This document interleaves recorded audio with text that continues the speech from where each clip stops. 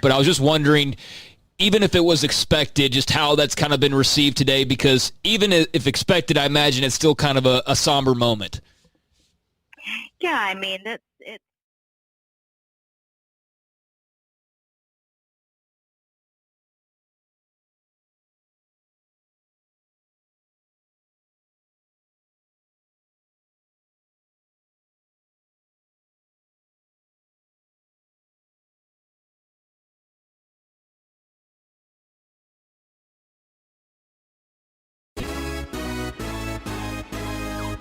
Welcome to Sikkim 365 Radio.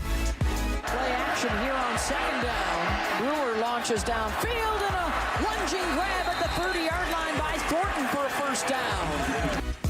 Sikkim 365 Radio is presented by IdealMRI.com. High-quality MRIs for $497 or less. IdealMRI.com. Your health is important, so is your budget. Big hole. Huge hole inside the 5. Touchdown, John Lovett.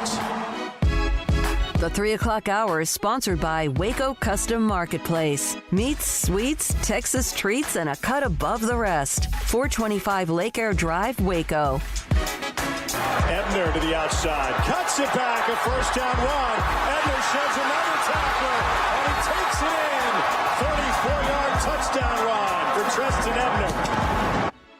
Are you a Sikkim 365 super fan? Then try out our premium subscriptions at Sikkim365.com. 8th play to Baylor drive. Brewer has Snead. Here's David Smoke, Paul Catalina, and Craig Smoke.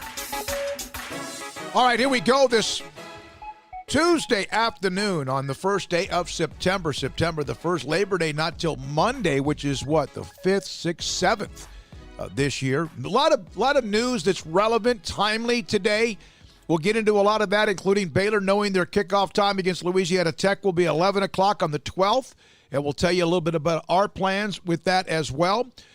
Mack Rhoades today, John McClain today, David Hellman today, former Baylor receiver and kickoff or special teams player Trevor White. Wasn't he a single-digit player one year?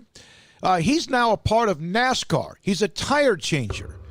And he's going to join us today at 4 o'clock, be a part of the show. We'll have our high school segments focused in on China Spring and Robinson today, among some other segments. Levi Weaver from The Athletic on the Rangers the day after they didn't accomplish as much as a lot of people, maybe even you or me or him, thought they should have. But Baylor does play at 11 o'clock. All the kickoffs have been set. Isn't it nice to have that there are not just the possibilities of games, there are times of games and when they will play. Texas UTEP at 7. For example, games even later in the year. The Texas Tech game. Texas Oklahoma. There are times that are set for some of these games going forward. That's excellent. I'm glad, because now it means that we're pretty much, I mean, we have been, but that's even more full steam ahead. Let's go. You know, I had a text from a friend last night, said, what do you think the chances are that any games get played? I said, I don't think anything's changed. I mean, like, you're going to hear about more COVID cases or not, but until something changes, bigger than the numbers that we've seen and with the individual team, then I don't think you're going to see it. All right, who was the first person to voice their complaints about the 11 a.m. kickoff? Because, somebody out there was like, I love it. Through all of this, they're like, 11 a.m. kickoff. Well, and so, that's just kind of funny because that's always like a complaint of college football fans across the country is that 11 a.m. kickoff. But no, I'm glad it's here. I think pretty much everybody is just glad that it's here. And I realize there's still some concern that remains, but, I mean, everybody's moving forward, and, they're on track to go and play here in less than 2 weeks now and get it going at 11 a.m. at McLean Stadium, and I'm fired up for it. Yeah, I am too. It just means that we've moved forward from where we were even 2 or 3 months ago, still knowing that there's going to be some possible interruptions along the way. But I like the 11 o'clock kicks. I do. One is that we used to do a pregame show that was 4 hours prior to kickoff. We used to do it 2 hours before kickoff, but then they got territorial and wanted to do 2, so we said, okay, we'll match you. Now we can do it up in like 10 or 9, whatever we decide. We'll have meetings about that. Please and we tell have me That we're not doing 4 hours. No, before hell kickoff. no. Okay, good. That's good. what my whole point was, is that the trailer's right across at the Brazos parking location. We have another location of which we'll announce at some point as well. But we will have a pregame show, whether 1 or 2 hours. But it won't be 7 a.m. like it was in the past several years when we then pitch to the network pregame show and not even sure exactly what they will be doing. Yeah, that was tough because you'd get all fired up and you'd be talking about the game, and then you'd end the pregame show, and then you have 2 hours to like sit there and wait for this game you've just been talking about. I needed it, but I'd rather have what we have now because right. I had to do a lot of other things. You guys could go smooze or just go relax or chill out, and I did that too. Plus, I started working immediately on some high school football things. But no, I'm excited about the fact we can do a pregame at 10, or we can do it at 9.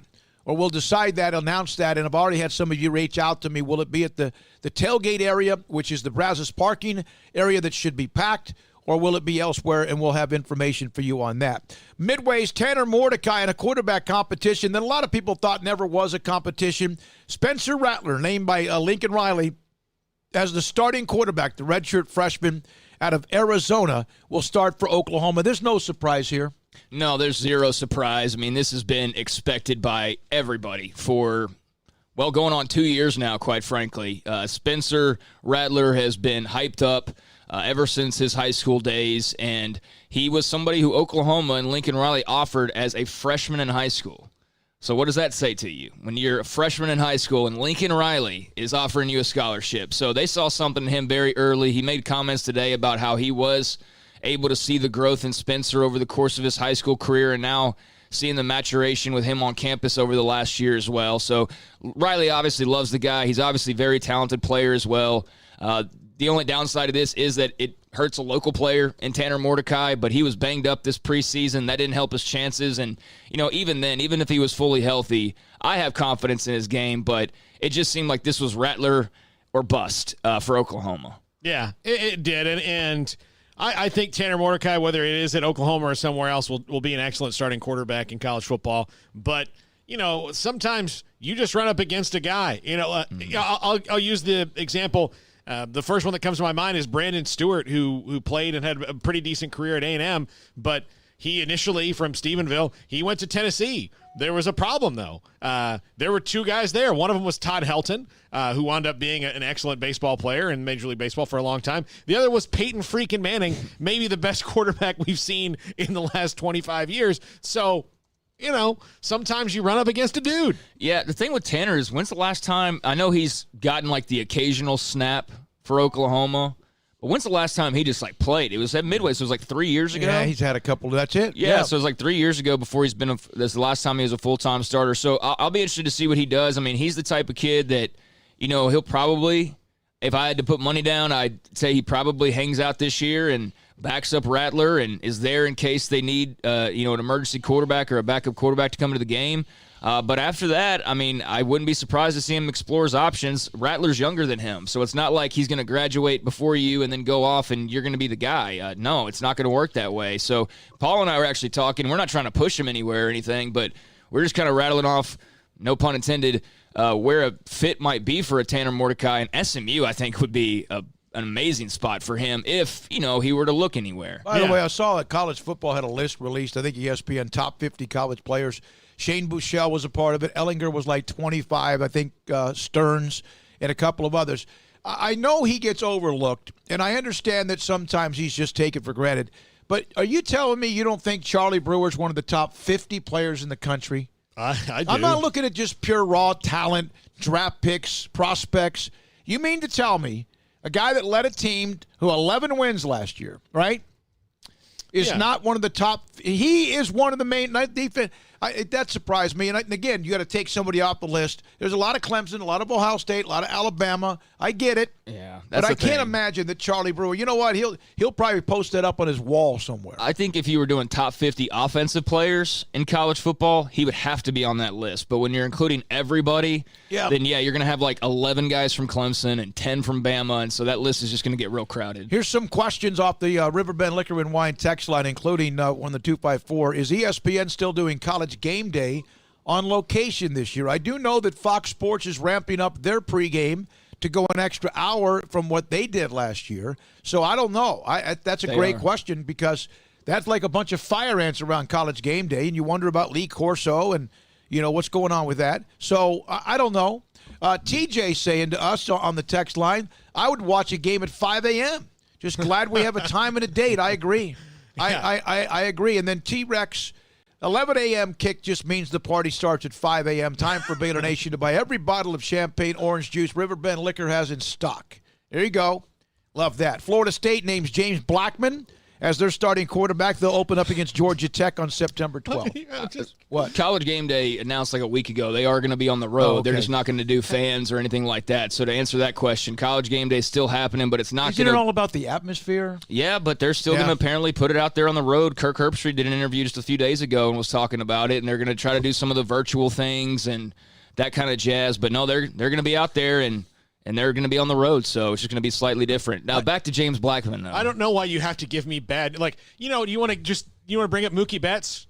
You want to just walk into my house and throw a rock at my head? Well, Mookie Betts and the Dodgers lead the West. I mean, go ahead. So Blackman, not a favorite for you? Well, we'll see how he does with the new coaching staff, but I don't. I've never been a fan of his wildly inconsistent play. Okay. Well, that's why they hired Novell to try to change that up. Good thing is they have a strong offensive line to protect him. Dear God, yeah, it's probably a bigger problem. But so last night, Texas Tech announced that last night they had cut 40 jobs in athletics, and also cut the pay for 198 employees that will save them somewhere, I think, in the neighborhood of about $4.5 million. When I put that out there to you guys, you said that most likely that would probably, everyone would go through this. And Mack Rhoades has been very honest about this. They had a plan. But the Texas Tech, 40 jobs cut, 198 employees will then take reduced pay. And we thought maybe that there's probably 2 or 3 schools in the state, at least Texas and A&M, that would not be affected by this, right? Right. Texas laying off 35 staff members in the athletic department. 35 vacant positions will not be filled.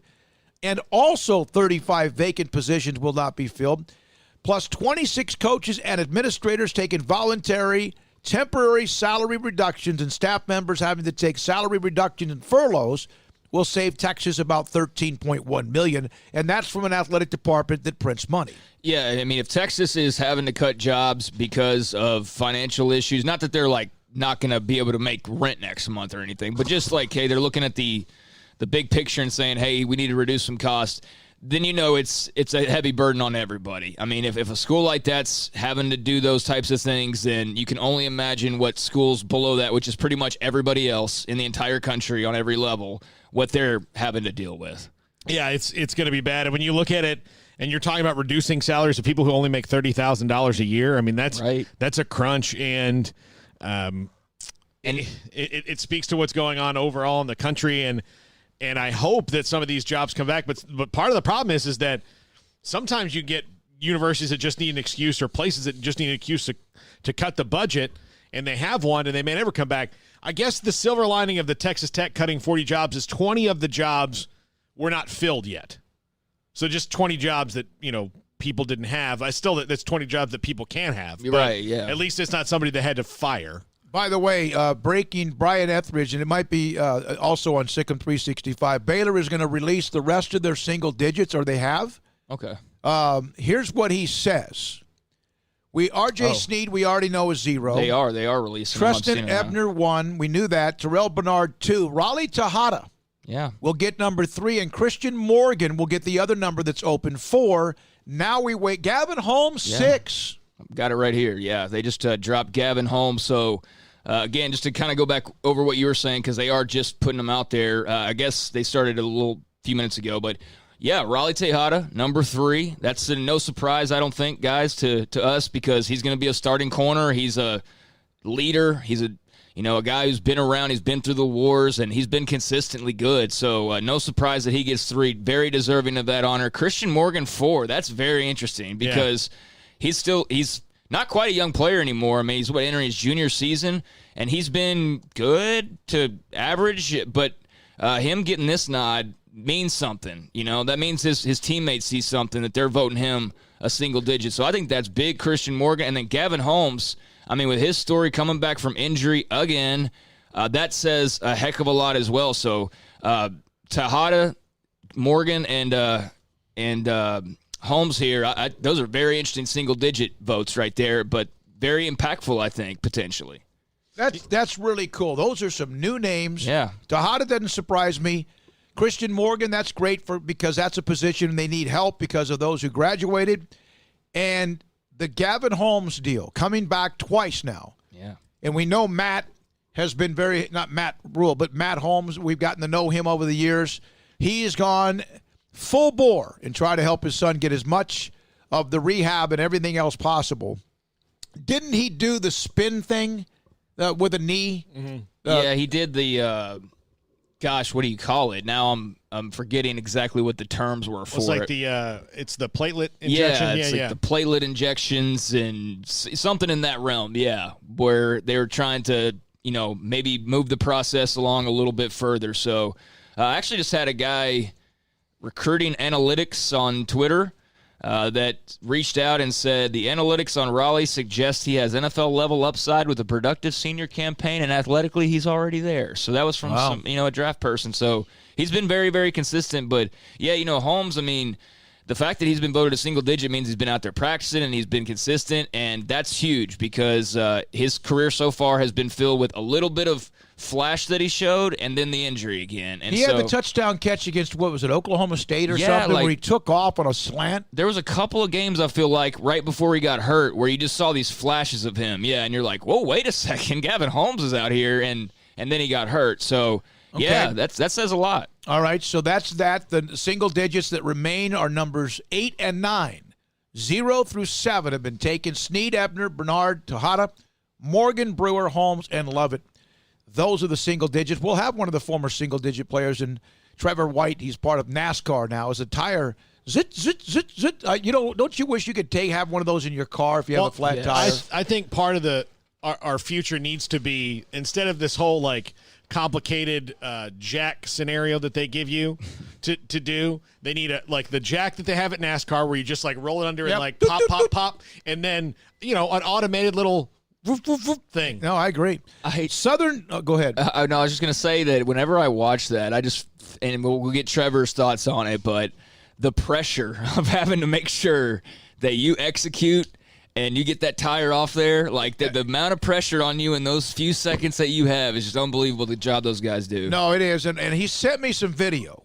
Trevor sent me 3 different pieces of video of him doing it, and it's not like you have to have timing. It's practice, no different than quarterbacks and receivers, no different than whatever. And you got to be perfect every time. Any kind of mishit, and the possibility is there that you cost your team a couple of seconds or even more. So 8 and 9 remain. We'll have those for you in just a little bit. Also, Central Florida has 10 players opting out to play football, 10 players, including 3 on the defensive line, 3 on the offensive line, a corner, a DB, and a quarterback, among others. Joe Mixon, 4-year contract extension with the Bengals. That's a good story there.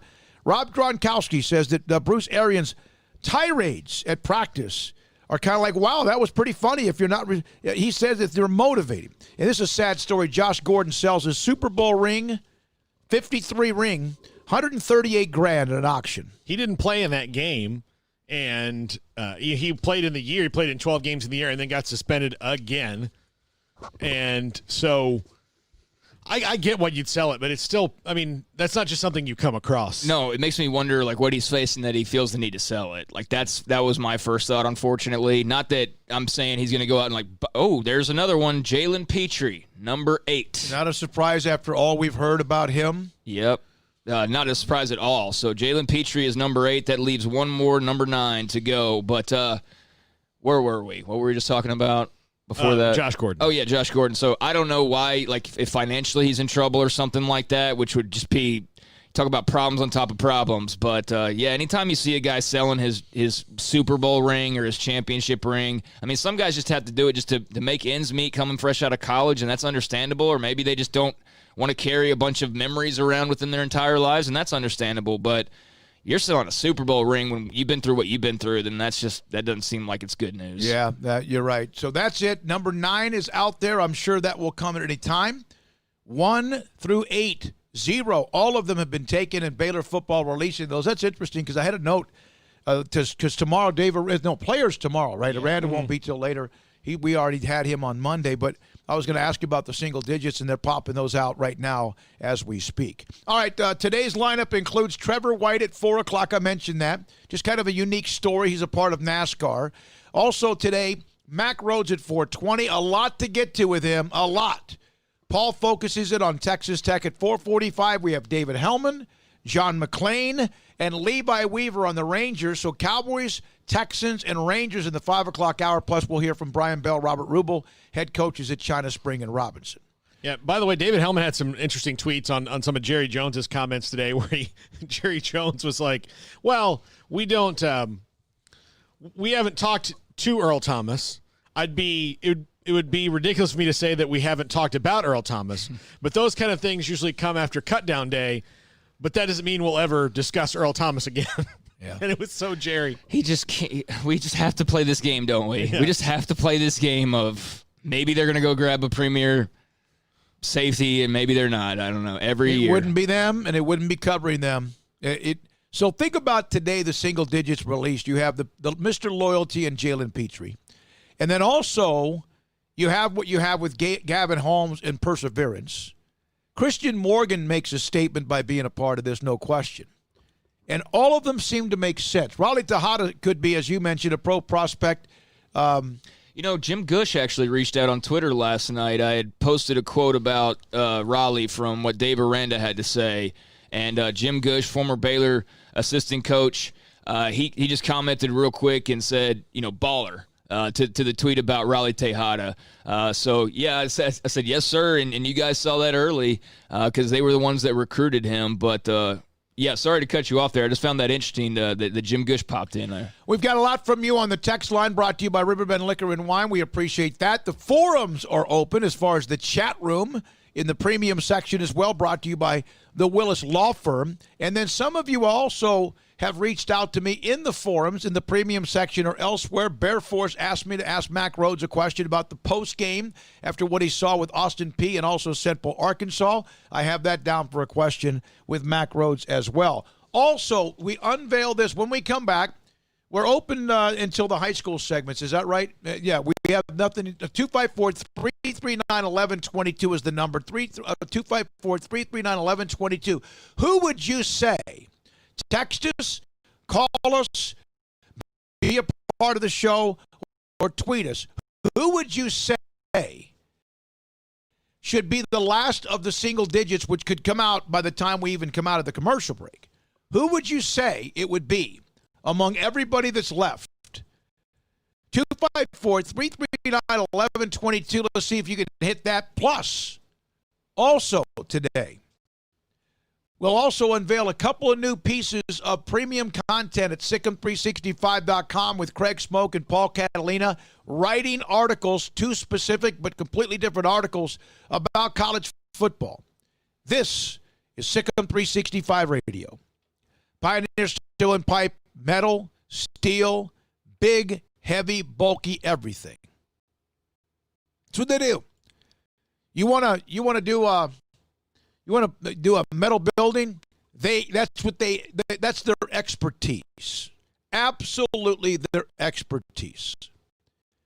And all of this equipment, or what you need, or product, you know you can trust what they do because they've been in business since 1940. 77 years. Please enter customer service. Everyone says that, but do you figure it out and do it right? PIN number. Do you follow through with it? Pioneer Steel and Pipe's been available 80 years in the business. They've suffered, or they've weathered while other businesses have suffered. You are now in the host room and can manage your callers from the Call-In Studio web interface. Stores come in and take over what are local businesses.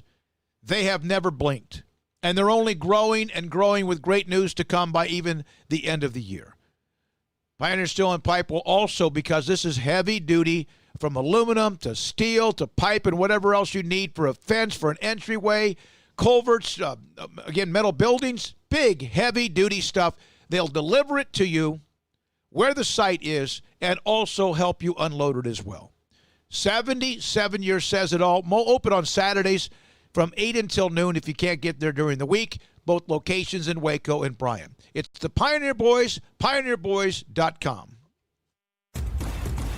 Hey, this is Bryce Petty, former starting quarterback and two-time Big 12 champion, and I know firsthand the importance of being in top shape both on and off the field. So listen up, men. If you're feeling beat down day in and day out and looking for that high-performance edge that separates the men from the boys, then look no further than the Petty Clinic Low T in Waco. Petty Clinic is a comprehensive men's healthcare clinic with an atmosphere catering to men. Board-certified Dr. Kent Petty has a special interest in offering the highest quality medical care to men of all ages. Some of the services offered include screening and treatment for low testosterone or thyroid, infertility, high blood pressure, diabetes, high cholesterol, sleep apnea, while offering comprehensive wellness exams and complete men's health lab panels. High performance men, remember, it's not just a Petty thing. This is Bryce Petty, encouraging you to reach out and Google search Petty Clinic Low T or go to pettycliniclowt.com and get your complimentary lab screening today.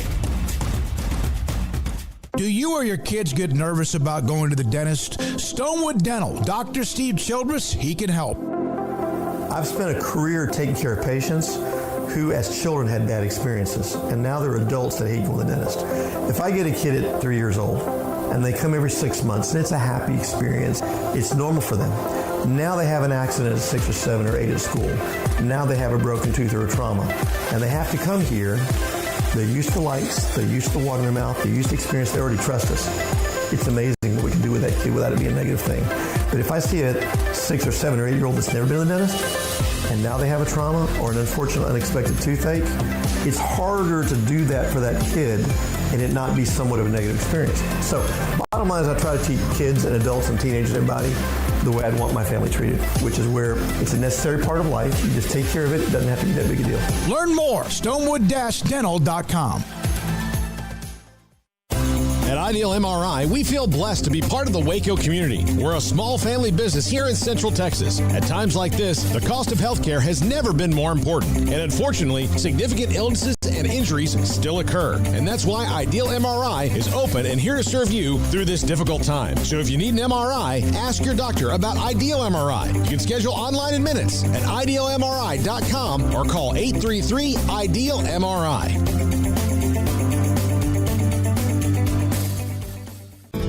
How can we help you? That's a question we ask every day at American Bank. Hi, I'm President and CEO Dana Hassel. Our commitment to our customers is what drives us. It's why we've invested in new branch buildings and technology like ITMs that let you speak to a teller face-to-face from your car. It's why we work with local businesses, helping Waco grow and thrive. And it's why decisions about your accounts and loans are made here in Waco by people who know you. How can we help you? Find out at American Bank, member FDIC. Texas Farm Bureau Insurance has been proudly serving Texans across the state for over 60 years. Call 254-772-8090 to find an agent who will provide a free review of your auto, home, and life coverage. Welcome back to Sikkim 365 Radio. The Sikkim 365 radio app is sponsored by Alan Samuels Dodge Chrysler Jeep Ram Fiat in Waco. Your friend in the car business at Loop 340 and east of 84. Come by. Let's be friends. I don't know what is the one thing that you own that is the most important to you, that means the most to you. By the way, thanks for those responding today on the Riverbend Liquor and Wine text line, also on the Willis chat room, or Willis Law Firm chat room. Bear Force sent me something. Also right now, Captain Jacob, Captain Coach Fuente, Keith 98. Paul, you're on it. I'm on it. We monitor it. What is something that you own that is something that you would never, ever think of giving up or selling until you got yourself in a position where you needed the money so desperately? With Josh Gordon, a Super Bowl ring for a team he played on but was not a part of the playoff run. You're sitting in it. $138,000. Right now, you're sitting in it. What? You're sitting in mine. What? My house. His house. Oh, the house. Yeah, okay. Oh, yeah. You wouldn't sell your house? I mean, I would sell it like if I bought another house, but like I wouldn't like go from being a homeowner to being a renter again unless I absolutely had to. I like some personal stuff, like mementos from like my grandparents and things like that. I would not sell for any reason whatsoever. When we were gone from the radio station, I did a 2 days later or so, 3 days later, I went and cleaned up, packed up my car, and I've slowly but surely been going through a few boxes. I've found some amazing things I didn't even know I still had because I had so much crap in my office. It's kind of been cleansing to be able to see it. But there was a time about 10 years ago or so when I had people offering me money for my high school website. And the money was important, needed it. And Craig, what'd you tell me? I kind of remember, but I don't really remember. So you basically said that's got your name on it because someone was offering me a nice chunk of money that was starting their own website. What's interesting is I could have used it, we could have used it, but what's really interesting is that the place that wanted to give me money for it, they folded. Yeah. Not laughing at them folding. And I had a number. I put a number on it because of the enormous amount of hours that it's over since 2002 to run it. Believe me, it would eliminate about 8 or 10 hours of my weekends during football season if I got rid of it. But then I would feel like, golly. Yeah, I mean, that's personal, and I do kind of remember that conversation now about, it's got your name on it, and you don't want somebody to, because, I mean, let's be honest, there were, other college football-related sites that at one time or another may have thrown some interest your way as far as maybe something where it was a sub-site that was, dedicated to East Texas. And what we've seen actually with a lot of these websites is they're pulling back. Like there was this, let's take over the world and we're going to have a reporter in like every area and then you realize like, man, it's probably too much. And so now you see everybody scaling back. But yeah, there was some interest there. And I mean, it would have been an easy grab for money. But now all these years later, would it have been the right choice? No. No, and the other thing is that if it were paulcatalina.com and I was selling it, like I would still have to have editorial control over what was on the site.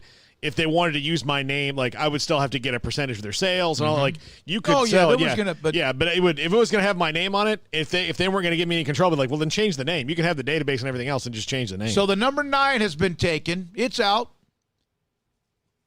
It's Tyquan Thornton. Yep. I think this one is cool, and here's why. His number was 81 last year. 8 and 1 is 9.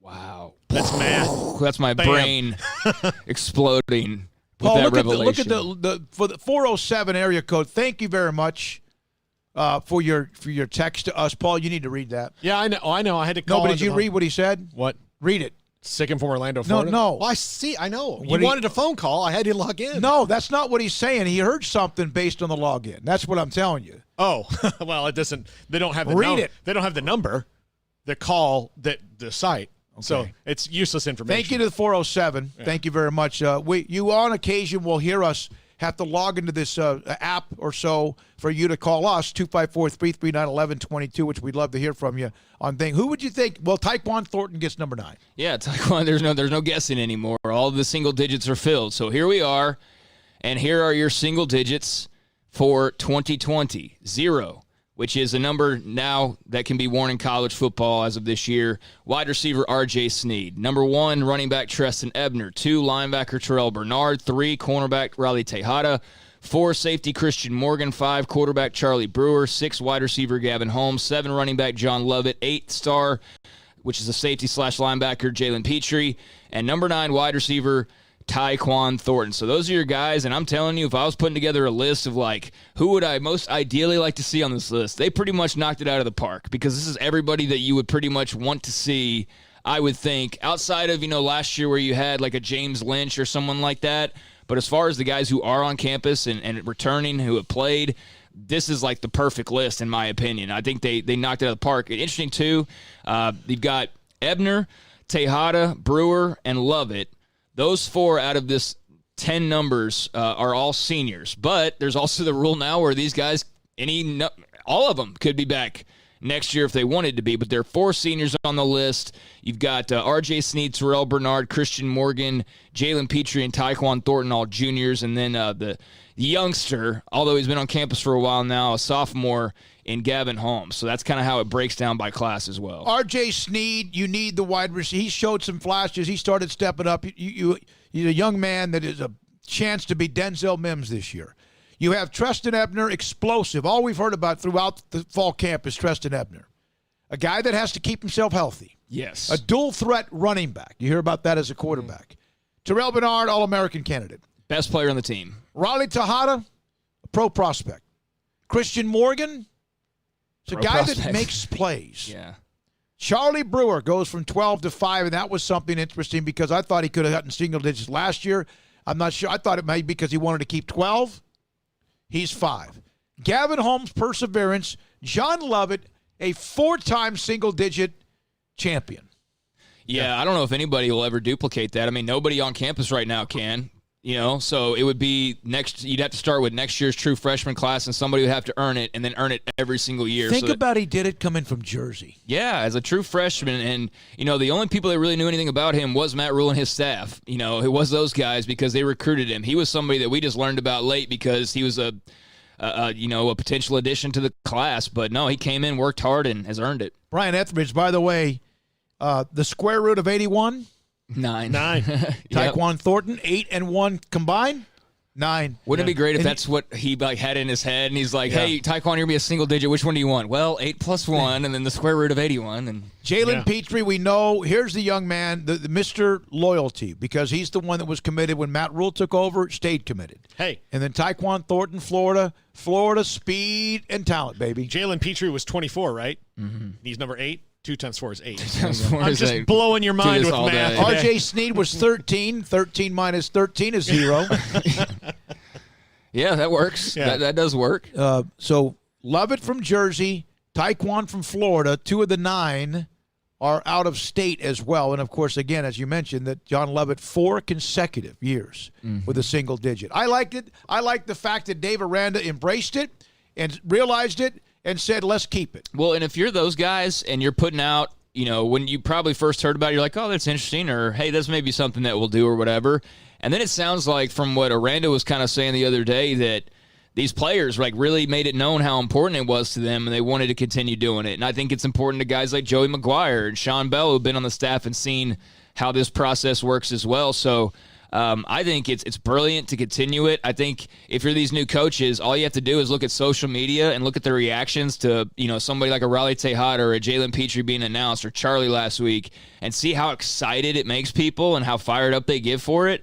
I think it's a cool tradition. I think no matter who's at the reins, hopefully it's Aranda for a very long time, but I just think it's a cool thing. You got to give Al Golden credit, and I don't know if he got it from somewhere else as well, but Al Golden, I do believe, was where Matt Rhule first saw the concept and then took it and ran with it as well. And now Aranda is, and I think it's just awesome. I hope it's something that continues for a long time. Yeah, I do too. There's certain it's the tradition of A&M, the 12th man, which is this year a second back-to-back years. There's other places that have certain traditions. This one stuck. It worked, and I remember when they started. Matt Rhule talking about NFL prospects. Matt Rhule talking about this. And, of course, when you go 1-11, everything, you shoot bullet holes and all of that. And then all of a sudden, you know what? It starts to work. It looks right. It makes sense. Baylor La Tech at 11 o'clock. Opening kickoff on Saturday, September the 12th. That game will be at McLean Stadium. And it's going to be different. It's going to be different for us where we are. It's going to be different for us who covers the game. It's going to be different for us after the game because it's all going to be virtual. Yeah, how's that? I'm curious how that works because I guess I'm already kind of answering my own question in my head as I'm saying this, but I guess if you're somebody who's normally in the press box and you would take the elevator down to the media room, that you'll just stay in the press box and watch it on your computer? Yeah, maybe. Or I get in a car and I drive to wherever we're going to do the post-game show. Right. That's possible. Yeah, I guess there's a little bit of buffer time between the end of the game and the press conference. Well, but and the good thing is that you won't have to go far, though. No. Yeah. And from Jen, by the way, on Twitter, from the single recruit to a single digit, he's had quite the journey. Talking about Jalen Petrie. That might be the title of a story to be written. Yeah. Single recruit to single digit or single commit to single digit. And who could have seen that with Jalen Petrie? Just being flat honest. Jalen Petrie, when he was a part of that 2017 class that was coming together, that thing on paper, very early on, because it was still springtime before all hell broke loose, but on paper at the time, they had just lost Baron Browning, who's now turned into a stud linebacker for Ohio State. That was never going to stick because he left before Bryles even got fired, even though the waves were getting kind of rough out there. And then everybody else followed suit after it became official. Kellen Mond and Hezekiah Jones and all of these other cats. So Jalen Petrie was the last guy. And, quite frankly, I think Baylor was his best option. He was not highly rated. He was not highly thought of. He was amongst all those guys they had in the 2017 class when it was packed. Another one was Kedrick James from La Vega, the tight end who went to Bama, who's now at SMU. He was the least heralded, the least rated, and I don't know that too many people were really all that excited about him, but he became something different because he was that one guy that stuck. And again, I don't know how many options he really had, but just from the PR, I probably wouldn't want to have been attached to Baylor at the time. And so he stuck through it. And not only has he remained on the team, but he has turned into a single digit. I just think that's amazing that he's exceeded expectations that were there for him at the beginning. And it's just very cool that he's been able to do that. I just had on the Willis Law Firm, the chat room, Keith 98, who did not know the latest news about Butch. He said he worked with Butch and Tom back in 95 through 98 in the old purple building on Highway 6, and so I just had to give him that news. Also, Football Bob 5, loved that Coach Aranda had enough personal security to continue a very good tradition of earning a single-digit number. It says a lot about Dave Aranda. Said a lot about him that he hired former head coaches to be on his staff as coordinators. Well, Mack Rhoades said something similar last week when I asked him about Aranda continuing the single digits. Said it just says a lot about his own confidence and not being afraid to, adopt something that somebody else was doing previously. And I'll go back to what I was saying a little while ago. If you're these coaches, and you're like, hey, what kind of responses are we getting? I bet you're like, holy cow, I didn't realize that this is so popular. That people love this so much. This is great. This is a new recruiting tool. And I would say this also, that if you were a player on the team, and that was a thing, especially a leader, maybe someone who wouldn't have gotten it last year but had potential, and you knew that was something you had worked for anyway, and then the coaching staff is going to change, even though you could probably – get over it quicker than you think, I would still want to do it because I'd been working for it for a couple years now. Right. I'd admired the players before me that got it, that I voted for to get a single digit. So, if you tell the coach, hey, I just think this is a really cool tradition that we could keep up, I think that, if I'm a player, I want to keep it up because it's, I want that shot for myself, and I don't want to lose it just because, the coach who brought it in, took another job. I agree. And there are coaches though, man. They come in and they shred even 50 years of tradition, and in some cases they're asked to. So sometimes you kind of need to do that. Yeah. But so you want to compare real quick, just last year versus this year? We got to do it fast because we're high school football. Go ahead. So number 1, Graylin Arnold's now Treston Ebner. Blake Lynch was number 2. That's now Terrell Bernard. Chris Miller, number 3, is now Raleigh Tejada. Clay Johnston, number 4, is now Christian Morgan. Denzel Mims is 5, is now Charlie Brewers.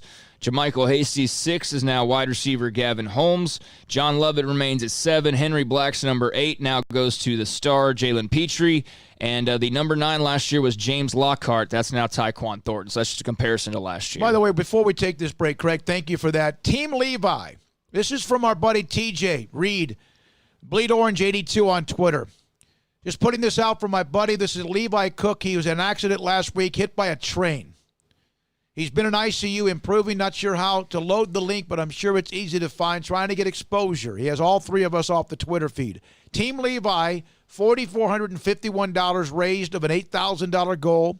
You can go to my Twitter feed. I just retweeted it. He told TJ saying that he's on the Riesel football team, heading to practice, has a ways to go, but anything helps. So let's help Team Levi. You can go to at Bleed Orange 82's Twitter feed, or you can go to mine. I just retweeted it. This is Sikkim 365 Radio. Richard Carr, Buick GMC Cadillac, the summer savings event continues to roll on. And look, folks, it's September 1st. I mean, eventually summer's going to be over, and you're going to be, kicking yourself when you're driving that old piece of junk. I know the feeling. I was doing that up until a couple of months ago. I know how great it is to get into a new ride, and I fortunately had some people that worked really well for me, and that's what you'll find at Richard Carr, Buick GMC Cadillac. It's employee pricing for everyone at the summer savings event going on now. You pay what employees pay all month long.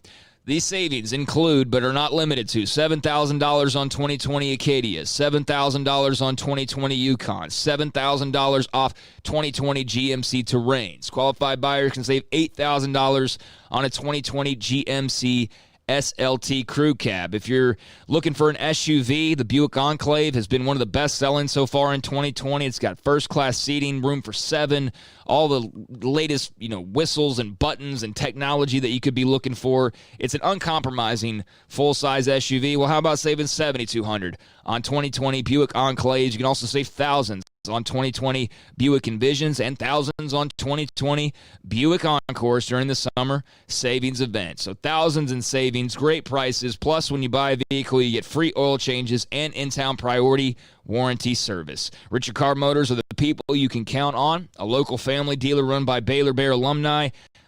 They want the chance to earn your business, so stop by their daily disinfected showroom and see their safety-focused staff. Or they can bring the test drive to your home because your comfort and safety is their first priority. Find them online at richardcar.com, that's KARR.com, or Highway 6 at the Imperial exit.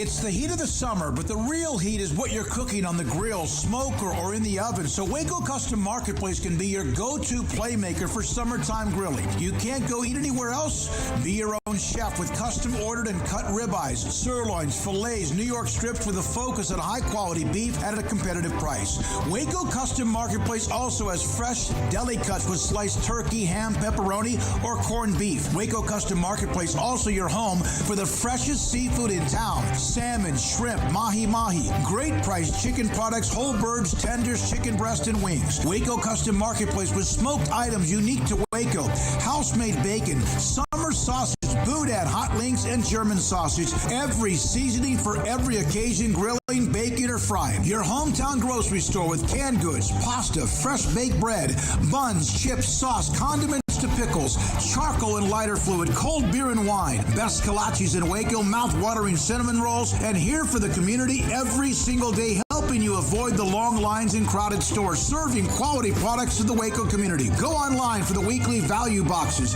Family owned and operated Waco Custom Marketplace, 425 Lake Air Drive in Waco, or WacoCustomMarketplace.com.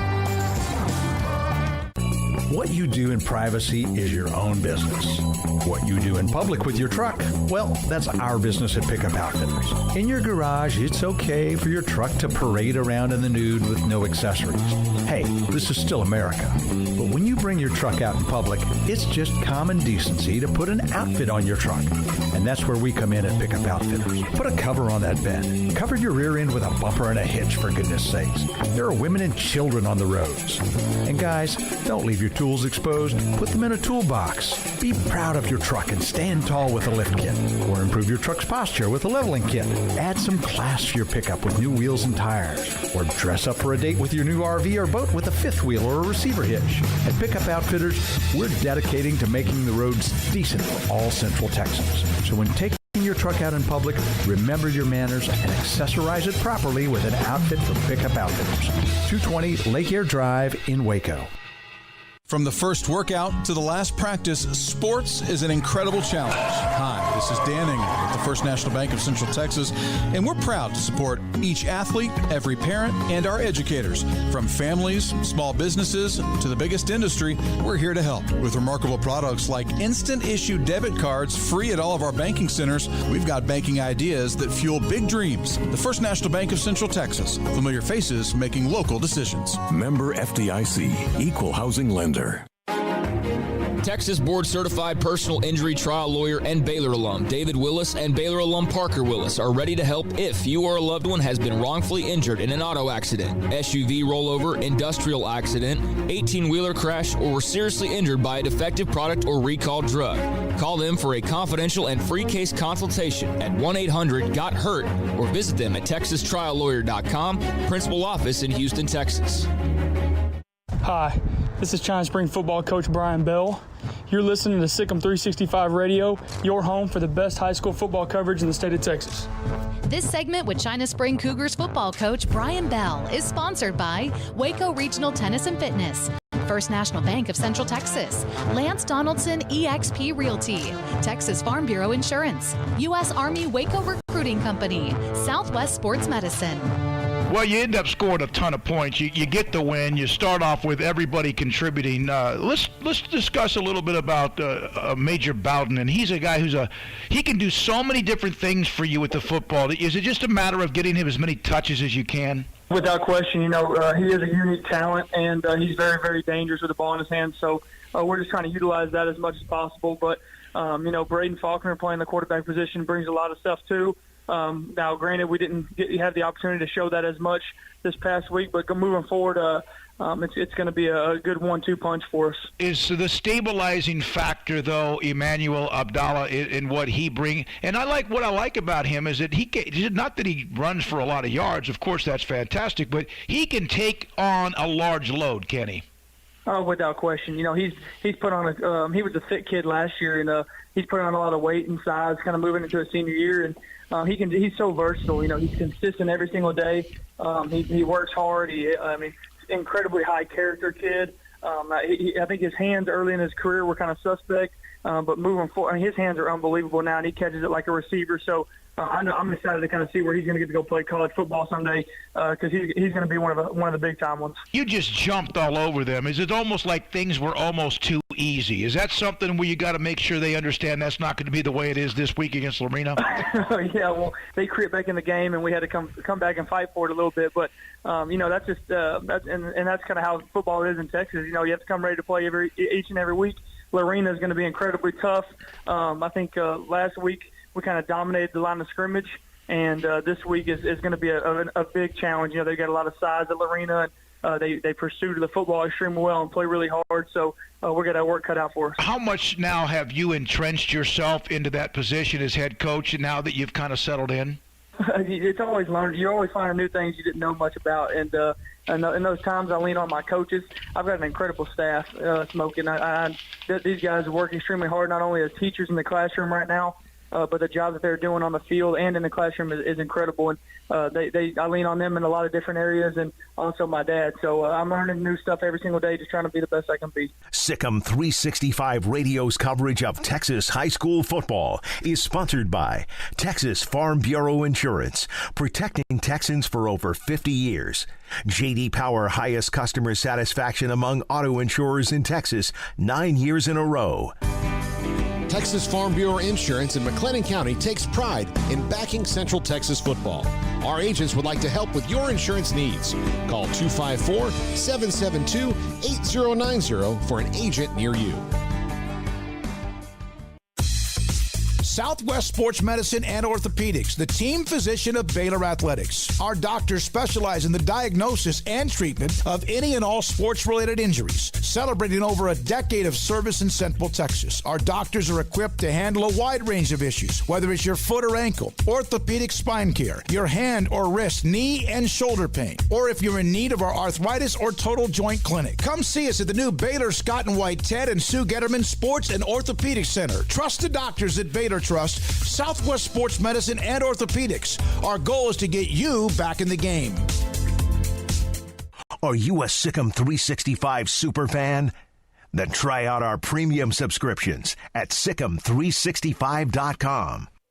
Stepping into the boots of a U.S. Army officer can add confidence and leadership skills to your son or daughter's career path. See all the things they can achieve in our boots at GoArmy.com. U.S. Army Waco Recruiting Company, 254-598-8131 or 254-776-1543. This is Sikkim 365 Radio. This segment with Robinson Rockets football coach Robert Rubel is sponsored by Stonewood Dental, Parsons Roofing, Lance Donaldson eXp Realty, Texas Farm Bureau Insurance, U.S. Army Waco Recruiting Company, Southwest Sports Medicine. Anything's good when you win a game, and especially when I think you come back and you're on the road. It's a debut for you. What did Friday night mean for you in your program? Honestly, don't get me wrong, it was great to win the game, but just for these kids to feel some bit of normalcy back in their lives, just the fact that we got to play the game, I think was the biggest thing. And not just for these players. I think for everybody across, the state of Texas, our administration, our players, our cheer team, our band, our students, our coaches, our families. It was just a big win for everybody across the board. And then obviously during the game for us, I tell people it's crazy. We had 2 quarterback sneaks run against us for 105 yards and a kick return. And I'm walking up at halftime and I said 2 quarterback sneaks and a kick return, and we're down 21-20. And so we come out in the second half, and our kids do a great job. We make some adjustments. We're able to shut them down defensively, and then get that touchdown and take the lead. And then we're able to stop them when we need to stop them. We're able to control the clock when we need to control the clock. And so it was big all the way around, not just winning the game, but everything else. And just, like I said, just the excitement of being able to play football again, I think, was the biggest thing. Well, obviously Salters had a big game for you in the running back position, but Joseph McHenry showed you when the game was on the line. He's not the only one, but what did you learn about him? I think the biggest thing with Joe, we knew that he could handle that position. He was our starting quarterback last year, and he came in and we changed some things offensively, and his ability to really just be a team leader. He's a team player. There were a couple things that happened that weren't good. We dropped a few snaps on that final drive trying to run the clock up, and one time it's 4th and short, and we dropped the snap, and he picks it up and just punches his way for a first down to keep the clock rolling and things like that. I mean, he's a competitor. He's a guy that we can rely on, when it's time to get something done. And then, he also knows that, hey, if I need to turn around and hand it to somebody else to get the job done, then that's what I'm going to do. So he's been the leader that we really hoped that he would be. Have you downloaded the Sikkim 365 radio app? Do it today on the App Store and Google Play. With a proven performance reputation spanning 85 years, Sturda Steel operates with one sole purpose, producing the highest quality seating solutions with the best and most efficient processes in the industry. With engineered, fabricated, and installed grandstands and bleachers all across North America. Whether seating 50 to 50,000, the skill and versatility of our workmen are evident in the quality and precision work detailed on every bleacher and grandstand project. Sturda Steel, family owned and operated since 1934 at sturdasteel.com. How often have you said it's time to get in shape? Every day, every week, every month, maybe for as long as you can remember? How about starting today? I promise if you'll just join Waco Regional Tennis and Fitness now, you'll thank me later. Hi, this is David Smoke, offering a variety of 40 group exercise classes every single week, including boot camp on Tuesdays and Thursdays at 5:15, plus spin, body shaping, Pilates, yoga, and bar. And there's a free kids club as well. Waco Regional Tennis and Fitness open Monday through Thursday, 5 to 10, Friday, 5 to 8, Saturday and Sunday, 7 to 7, and personal trainers, Christy London and Randall Corley. World-class tennis facility with pros Britt Coleman and Joe Rosa with lessons, camps, and special events. Spacious and clean workout rooms, locker room for men and women, both with a whirlpool and sauna, and now there's touchless bottle filling stations. No intimidation, tremendous camaraderie, an entirely new atmosphere, and yes, you can do this, but you have to walk through the front door. It's time to react today, not tomorrow. Waco Regional Tennis and Fitness on Lakeshore Drive in Waco. Riverbend Liquor and Wine has their easy-to-access drive-thru open and convenient and clean in-store location on the corner of Lakeshore Drive and North 19th Street in Waco. Riverbend Liquor has the best and most extensive variety of craft beer selections in Waco and Balcones whiskey, including single malt, pot still, baby blue, French oak, rye, and brimstone. Riverbend Liquor and Wine, family-owned and operated, and a hidden gem in Waco on Lakeshore Drive at 19th Street. And find out more on Facebook and Instagram. How did Edward Jones become one of the biggest financial service companies in the world?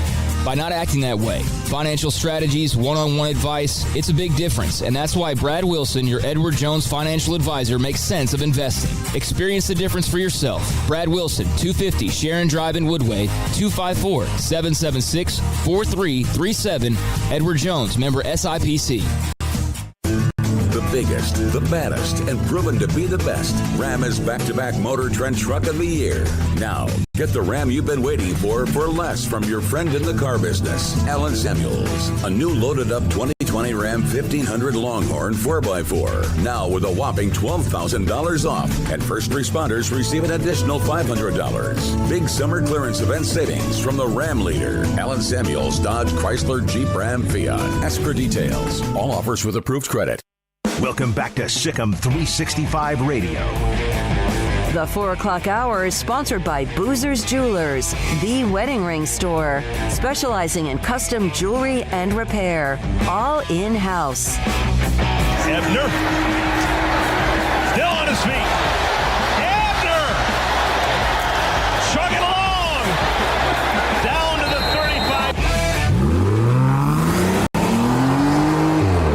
35. This segment on Baylor Athletics on Sikkim 365 Radio is brought to you by Richard Carr Buick GMC Cadillac, located at the Imperial Drive exit off Loop 340 in Waco. Proud supporters of all Baylor Athletics.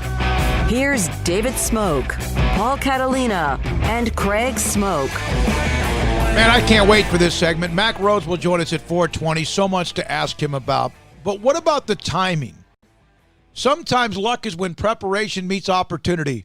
That's not what this was. I reached out to Trevor White because I saw, I believe it might have been Colin Brent's, someone who mentioned Trevor involving something with a pit man getting like run over. Remember back early in the year? Yeah. And so I reached out to Trevor. He and I go back and forth. We have today, could have been yesterday, could have been, and today Baylor fulfills all the rest of the single digits, and Trevor was once a single digit football player at Baylor, joins us on Sikkim 365 Radio. What did that mean to you back when you were when you earned the number a single digit? Oh my goodness, it meant the world. I remember it was an early morning practice, and I think a couple had gotten handed out, and I wasn't expecting it, and I just opened my locker to get my practice jersey, my practice pants. Not really expecting just to see my number 89 jersey, what I wore the rest of the time I was at Baylor, and it had number 6 on it, and I was like, what?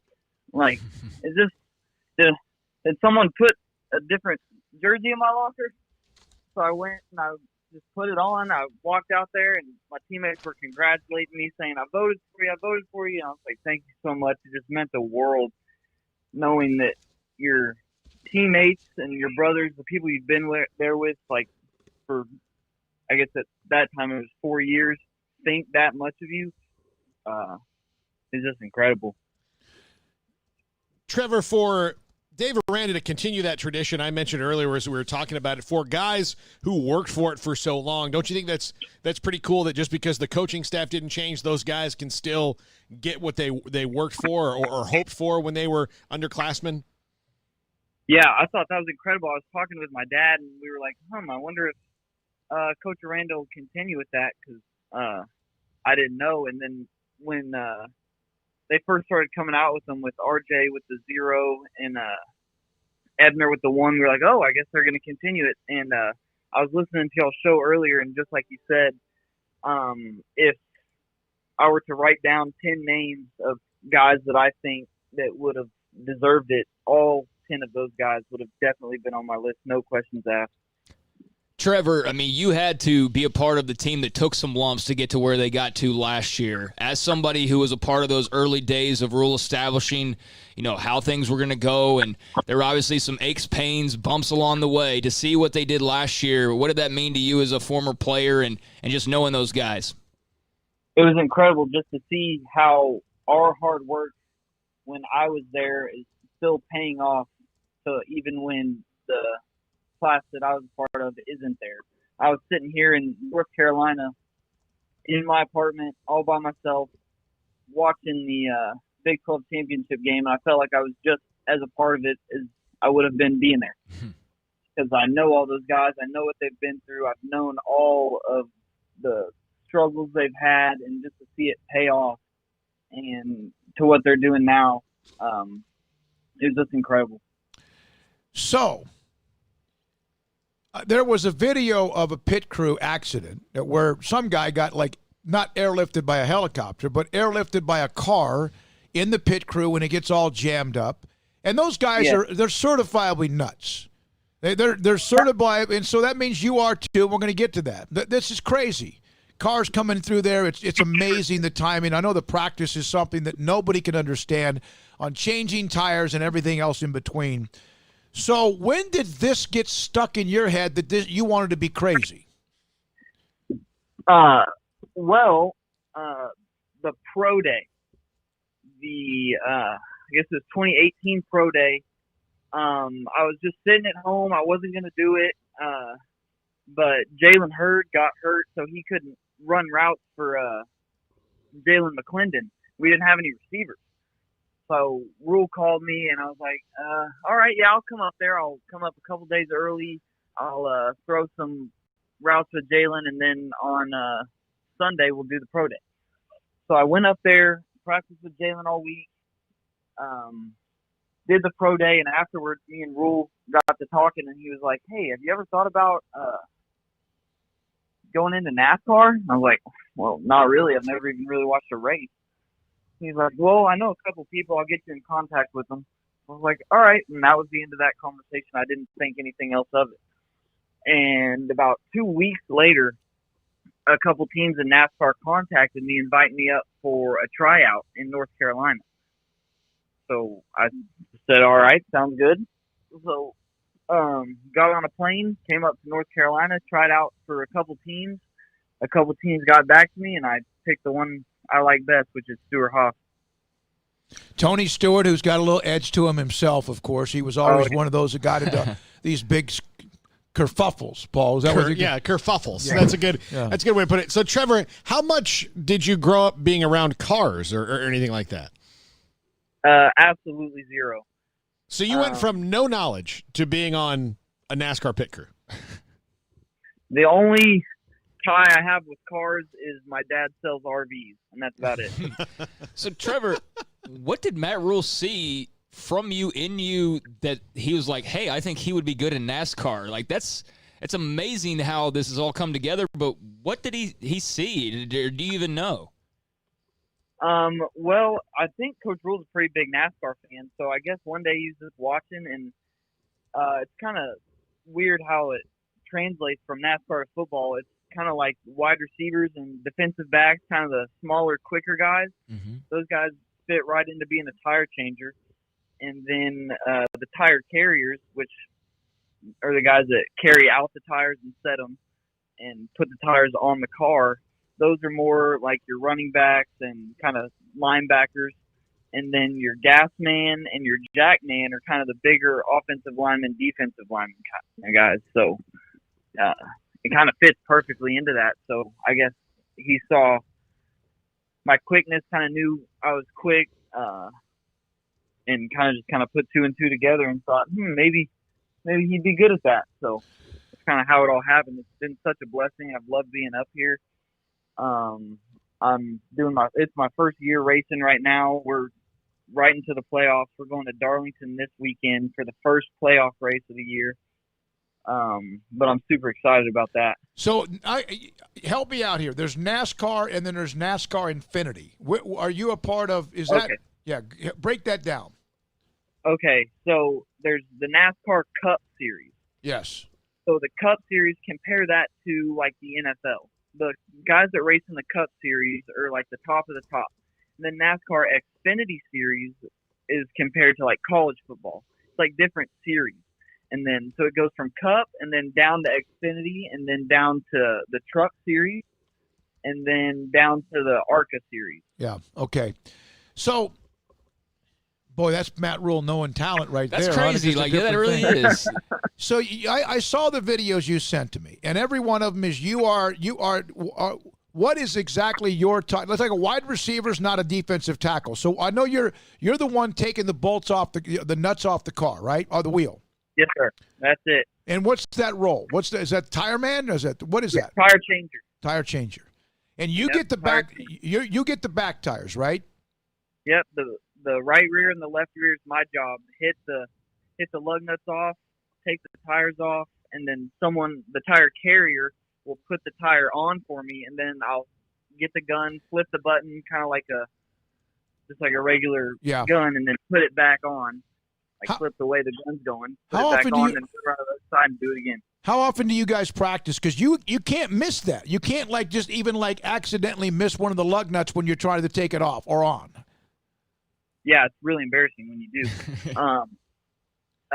Yeah, we practiced this morning. We'll practice tomorrow morning. Thursday, we'll just have a workout. And then Friday, we'll head up to South Carolina, Darlington, to do the race. All right, I'm going to throw out a hypothetical for you. You and your friends are driving along, bam, flat tire. Do they just turn and look at you and be like, all right, I would see you in 10 minutes? Yeah, that's a different kind of tire. It'd take me more than 12 seconds to change that tire, I'll tell you that right now. I wish that every new car, I know an enormous amount of weight, would have what you have, that gun, and then would have the kind of jack that jacks up the side of a car rather than these things that look like they're what do you do, Japanese food? What do you call the little the chopstick? Yes. Because those things that you have, they're tucked behind the back tire or they're tucked behind, and it's a nightmare. It's an absolute nightmare now to try to take a tire off and put one on. Man, that's just so cool. Have you ever been had an accident on pit row?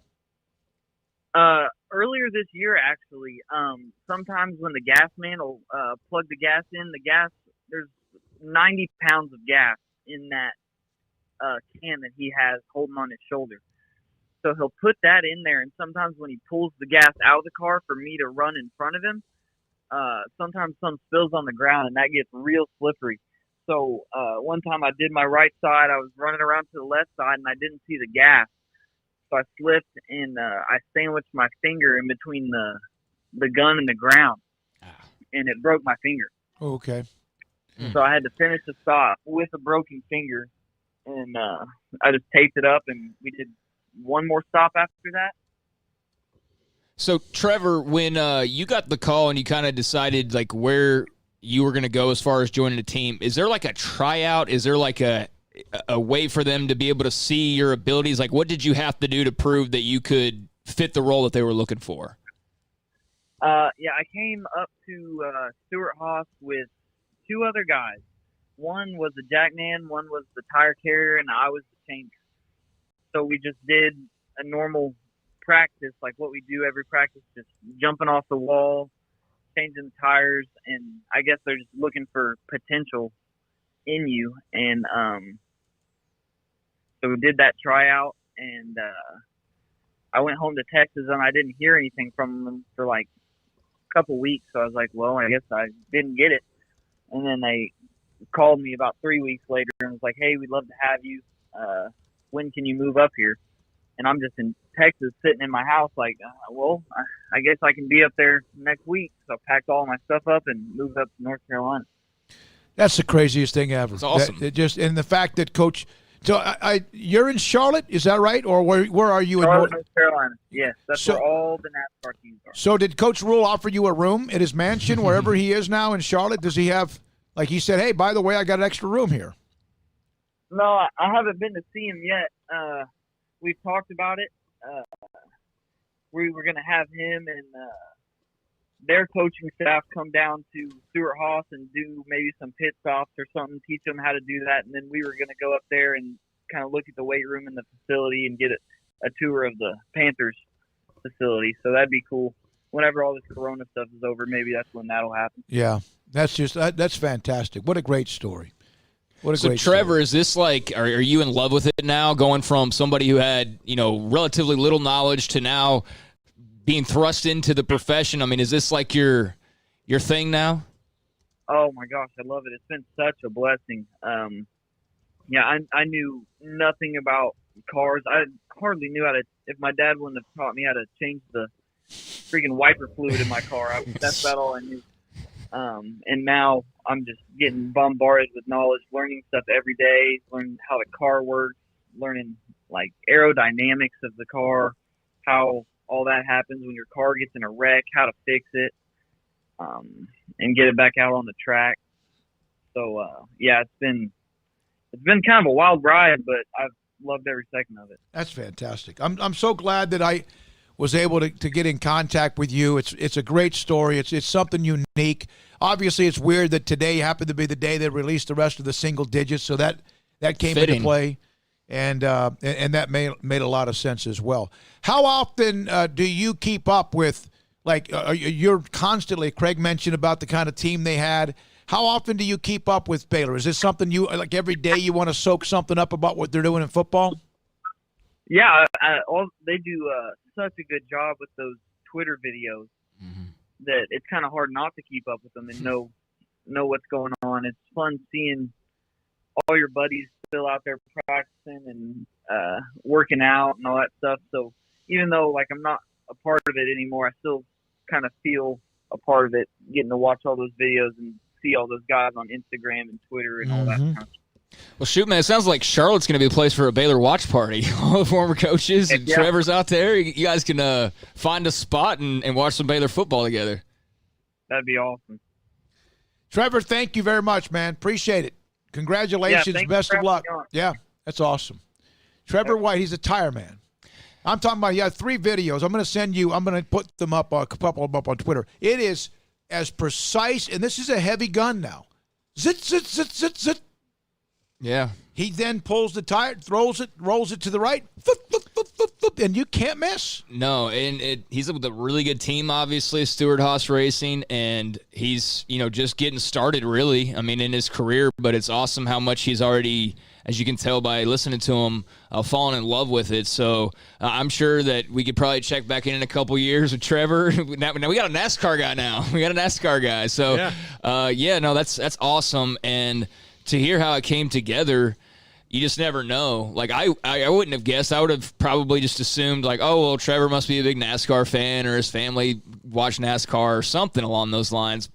I don't know where Matt Rhoades suggested I do this would have come into my mind as far as how it occurred, but that's pretty cool. It makes it an even better story that was how the ball got rolling. Yeah, I would have never, you never know who's a NASCAR fan. Sure. I wouldn't, that he was Crazy. a NASCAR fan. Absolutely fantastic. By the way, on the text line, nice sound effects with the gun. Yeah, zit, zit, zit, zit. Seriously, when you have a flat tire, it's a nightmare. What they have now, you have these spindly little pieces of whatever. Used to be you have a jack, and the cars are built differently. Where you could always put the jack underneath the car, and it was metal. Now it's all like. Sometimes you're driving someone else's car, and they've given their jack to someone else, and they're on their way to Oklahoma. Yeah, exactly. That happens. Yeah, that's why I have AAA. I have AAA for things like that. All right. By the way, yesterday the 254. I'm not sure we read this one or not. Then we come back with Mack Rhoades. So much to get to with him. I've been a big JD fan over the years. He built those awesome World Series teams in 10 and 11, but it's time to move on from him now. Not trading Lynn is ridiculous. That's even worse than not trading Minor last year. And we'll have Levi Weaver, the Athletic.com, who covers the Rangers today. He'll come on with us at 5:45. Rangers and Astros playing for the first time this year. Oh, okay. All right. Yeah. All right. When we come back, Baylor's Director of Athletics, Mack Rhoades. This is Sikkim 365 Radio. Pickup Outfitters. Speaking of which, you're talking about, we're talking about tire changes, NASCAR, pit crew, all that. Pickup Outfitters with Jay Errett, the owner, 220 Lake Air Drive in Waco, can help spice up whatever vehicle you have, whether it's just an SUV or a minivan, or if it's something like perhaps your pickup truck. When it comes to pickup truck bed covers, they have all the different, I guess you could say, options, alternative styles. They also have the bed liners, spray in and lay in, and the bed covers help protect what's inside, of course, your bed cover, your pickup the bed, with whatever you put in there. It depends. Next time a car or truck, drives by, it might be just someone who has a bunch of stuff, just junk in the back of their pickup truck, but something might be in there that's valuable. You might be moving something. It also helps protect you. Whatever's in, it could be even coming back with groceries. It protects from the elements, whether it's the wind, the rain, or in this time, the heat that just bears down on whatever's in the back of your pickup. If your pickup bed is empty, nude, as Jay Errett would call it. You need to spice it up and dress it up. And you can with all sorts of options of bed covers and the bed liners, spray in and lay in. You want bumpers and grill guards, they have those as well. Bump steps, they have them as well. It's Pickup Outfitters, 220 Lake Air Drive, and they also have the lifetime guarantee when it comes to what you buy from them and also install through them. And they could also help you with the warranty assistance and service. Pickup Outfitters, createacommotion.com. In the market for a quality metal building? Since 1943, Pioneer Steel and Pipe has helped Central Texas residential and commercial customers with metal building design, panel options, building components, and trim options. Pioneer Steel and Pipe's residential line is energy efficient, offers low maintenance, reduces insurance payments, is impact resistant, and carries up to a 45-year limited warranty. In addition, they can also help you find a metal building contractor for your project. Pioneer Steel and Pipe with locations in Waco and Bryan and at pioneersboys.com.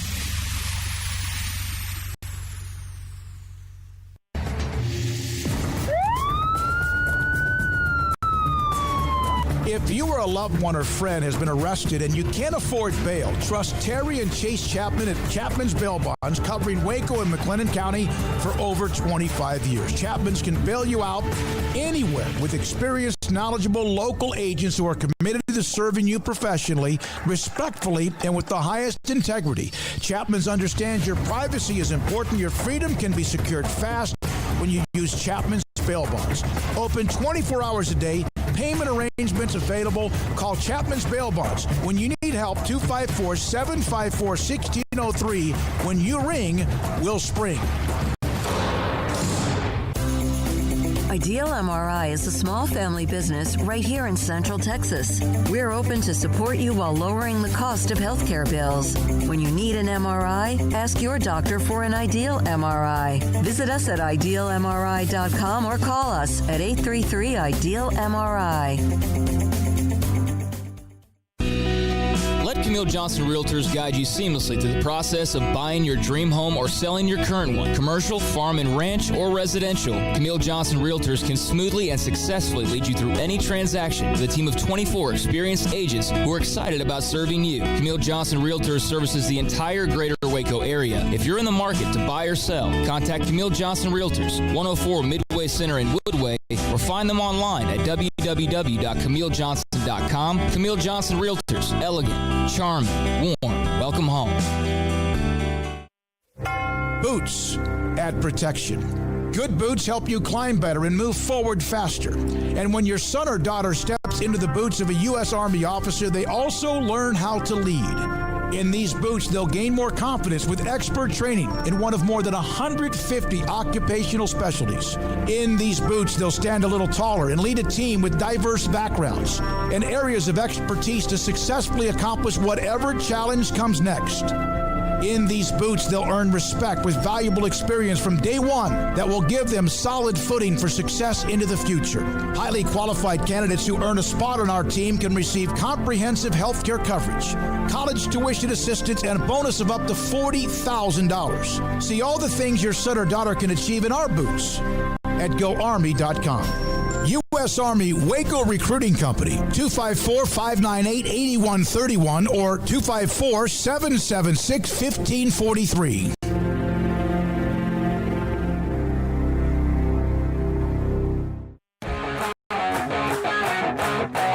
Welcome back to Sikkim 365 Radio. Our weekly segment with Baylor Director of Athletics Mack Rhoades is brought to you by Edward Jones Investments Brokers, Tom Albers, Brad Wilson, Ben Erlinson, and Cam Heathcott.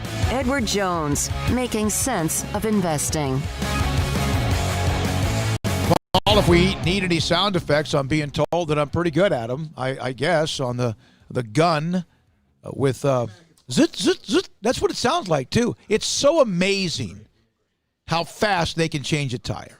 Yeah, it is. It really is, and that's dangerous, as Trevor was laying out there for us. So that's why I was curious about like what tryouts he had to go through and how they kind of see if you're capable of doing that job or not. But that's just awesome how he made that transition from football to NASCAR, and obviously he's loving it. All right, we're now joined by Mack Rhoades, Director of Athletics at Baylor. Oh, my goodness. So much to get to. Good afternoon, Mac. How's your day? Good afternoon, everyone. I hope I'm having a great day. I hope you all are doing the same. Yeah, I want to start with the football team and the walked around campus, and then I think some other athletic sports teams did the same thing. There are people that love it and feel like that's what athletes need to show how they feel and have the ability to express their opinions. And then, of course, there are others who absolutely just don't understand it at all. What, in the end, after, I guess, 3 to 5 days now, what's been the overall reaction that you've received as the AD of the athletic department? I think, primarily positive from, at least, most of the people. And, I think some of the negative has been from maybe some people that haven't quite understood, what the walk was about. And maybe, some of the negative also are from people that did, understand completely what it was about and just didn't like it. But, I will tell you this, I was proud of our student athletes, our football student athletes, our student athletes that participated in the Unity Walk. Last night, it was student led. They did an unbelievable job. The theme of it was love and unity and equality and togetherness. And again, just this idea of bringing the entire Baylor family together, in support of, racial equality. And, again, there was prayer involved, started with prayer, ended with prayer. And so, just really proud of how our student athletes handled the entire thing. Mac, with the season coming right around the corner for football, how do you feel things are progressing, and do you feel like you're kind of full speed ahead at this point? Yeah, I certainly think we're full speed ahead, and it has been a long slog. It seems like forever we've been talking about it and doing all of the planning, and we certainly have been very cautious and slow, but have continued to move forward, and we've continued to listen to our medical directors, our medical personnel. We've made adjustments, and now before you know it, we'll be playing at 11 a.m. on Saturday the 12th on Big Fox against a really good La Tech team. And so I think I know that personally I'm really excited about it, but you can begin to see our student athletes, our kids just get really, really excited about it, and they want to play. And still not there yet, but we'll hopefully get there and enjoy football. I asked you about the single digits and Aranda continuing that tradition last week, and just so happens that this afternoon they released the rest of them. So now we know the 10 players, and Mac, obviously all of them are deserving, but one that I think stands out more perhaps to a lot of Baylor fans out there is Jalen Petrie because of his backstory. For you as athletic director, does it mean something seeing these single digits and then seeing a guy like Petrie who was that at one point in time the lone commit? Yeah, I really love the single digit tradition, and I was excited about it when Coach Rule introduced that, and then we talked about last week Coach Aranda continuing that, and so and every one of those young men are extremely deserving, and then Jalen Petrie, we know the backstory, the one lone recruit that remained committed throughout all of the chaos, and the untold story is what an unbelievable young man he is off the field, and he represents football in a variety of leadership, student athlete leadership groups we have, including our student athlete advisory committee. He's well thought of amongst all of our student athletes. He is a great young man, and I'm excited for him, and I think this year he's going to have an opportunity to get some minutes, some more minutes maybe than what he has in the past on the field, and I know that he has worked tremendously hard, and he has earned everything he's received. Mac, back to what the athletes were doing last Thursday and also I guess yesterday as well. Have you had discussions with coaches and or your athletes about what you expect when the national anthem is played? Yeah, we have, and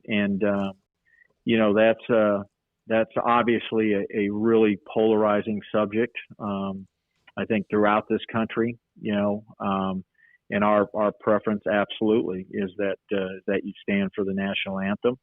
I think our coaches are beginning to have those conversations. And again, it's something that I think it's a topic of conversation throughout college athletics. I think every athletic director is talking about it amongst ourselves.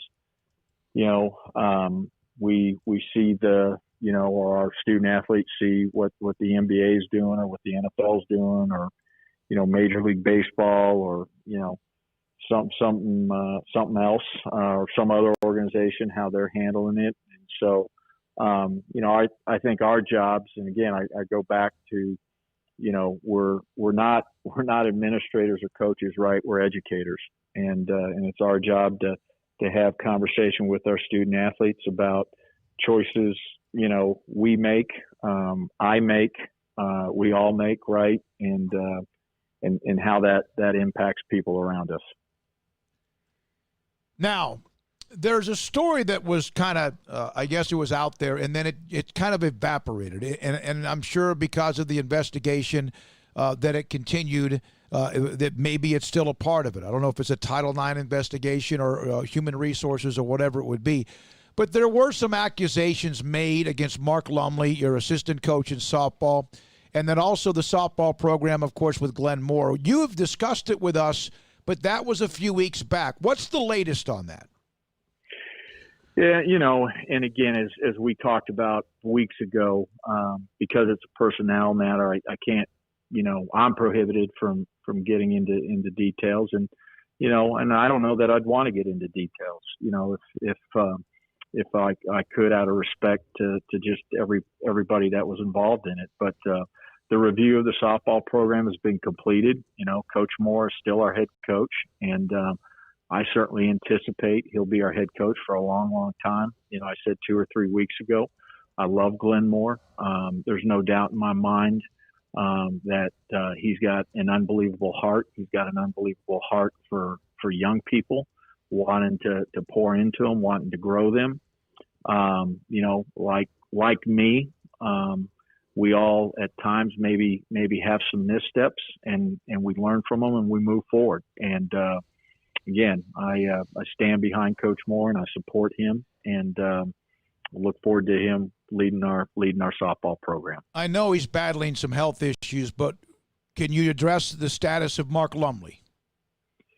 Yeah, Coach is still affiliated with the softball program, and because of some health related issues, we're not sure what that role will be. I would just ask that people out there lift Mark up in their prayers. And, I know there's been controversy with some of the social media posts, et cetera. Again, I think we all grow and we learn. Mark's got a great heart. He's got a great heart for people, all people. Doesn't matter their color of skin. And I would just ask that all of you pray for him and his family and his health. Mack, with the game now less than 2 weeks to go, and as you mentioned, the slog and even getting to this point, is there a bit of an extra pep in the step? Is there a little bit of a buzz around McLean Stadium as everybody starts to try to get things in order? Just kind of what's the feeling as far as knowing that, hey, there's a countdown clock now? Yeah, I think what it's done is just now you can really, the hope, maybe the reward, at the end of the rainbow that we're finally going to have football, and there's that to look for. But, not just football, but, also volleyball and soccer and cross country, and maybe, although we know it won't be the same, but at least it's a step toward some form of normalcy. And there's nothing better than to go out and watch your young people, your young women and men that wear the Baylor uniform that you've gotten to know personally, and all the hard work that they've put into it, not just on the field, but off the field, all the ways that they're growing and learning, and to see them compete. Man, that's why we do what we do. There's nothing better than that. And can't wait to see all of our student athletes have the opportunity to compete in our fall sports. Were you concerned about what seemed to be a jump in the numbers this week with COVID? And obviously there's been things on campus where some things have had to be kind of put in hibernation, or like a couple of floors of Martin Hall, yeah. But is that something that, and I know some of that is not even on campus, or I don't think all of this is on campus, but was that a little bit of a something that kind of either one test is enough, but your thoughts about that this week that came out yesterday? Yeah, it absolutely. I mean, it grabs your attention, right? And then, you have to dig deeper and where did the positives come from, right? Was it from one group? Was it from several groups, right? How many tests, right? Did we increase the number of student athletes we tested, all of those things. And so we certainly all felt comfortable to continue moving forward, obviously, with precautions. We'll continue to monitor it and watch it. But, any time you have an uptick, you sit there and it does grab your attention, and it leads to additional conversation, and then additional review, just making sure that we're doing this the right way and we're going at the right pace. So, Mack, name, image, likeness has been a big topic. We've obviously discussed that with you ad nauseum, and saw some programs like Texas, for example, yesterday had a video just ready to go, like promoting the brand and promoting what social media will be able to do for these athletes, and on and on. I mean, they had a whole campaign ready to go out there. What have you guys been talking about, doing, planning, setting up, et cetera, as far as name, image, likeness in your athletes? Yeah, I think we're still in conversation about it, and we think there's some value in waiting a little bit, and not that we disagree with what UT did or how they're handling it. They've got a great athletic department program, but I think we're having some additional conversation. We're going to meet with some folks here the latter half of September to maybe formalize some other things. We know that the NCAA, the legislation, right, will be voted upon sometime in January of 2021. So we'll be prepared. But again, for us, it's still a work in progress, and we're still thoughtfully thinking it through and making sure that we land in the right place for us, for Baylor. Couple of things on games itself. Mack Rhoades with the Sikkim 365 Radio.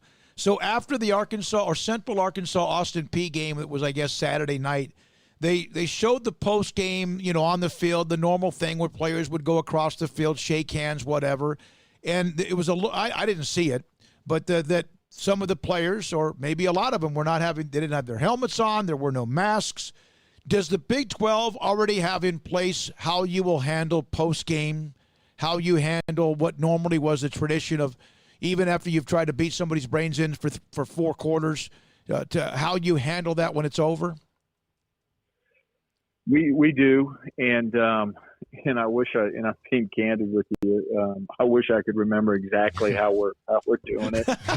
We literally have a 60-page manual that I've been a part of putting together, but it was absolutely a topic of conversation, and just trying to be very, very cautious, at the end in how we do that. At one point in time, I think just guidance was that we not go through the traditional handshake, and then there was additional conversation. Well, technically, right, we've tested everybody 24 hours before, and there really shouldn't be anybody on that field with any type of, infection. Where we had, probably more concerns, wasn't the people on the field and the handshakes afterwards. It was really the gathering with friends and family. That's traditional post game. Mm-hmm. And how do you do that? And so right now, again, we haven't made it a conference mandate, but we've certainly been a guideline that we're recommending that we not do that, right? Because it's hard to control. We're gonna trust our student athletes and our family that they'll take the precautionary measures, and if they want to get together afterward, they'll do that away from the stadium rather than at the stadium. Trying to figure out how to do that with the visiting team, right? Because once they leave the stadium, they're just going back to the airport. So those are all things that we've talked about and that we've considered. And I know you haven't asked, but the other outstanding item that we're mulling through right now, and I think we're close to the end, is what constitutes a game cancellation, right? Mm-hmm. And how does that work? And so how many players do you still have to have available? How many players per position? And so hopefully we'll finalize that this Friday and have that ready to go for the first week. I have one other question. Go ahead, Paul. For a game cancellation, have you decided how that is going to go down in the record book? Well, hopefully, and again, the way we strategically formulated the schedule, right? You've got some collapsible games, and so you've got some bye weeks where, hopefully you can make those up, where those two opponents both have that same open date here.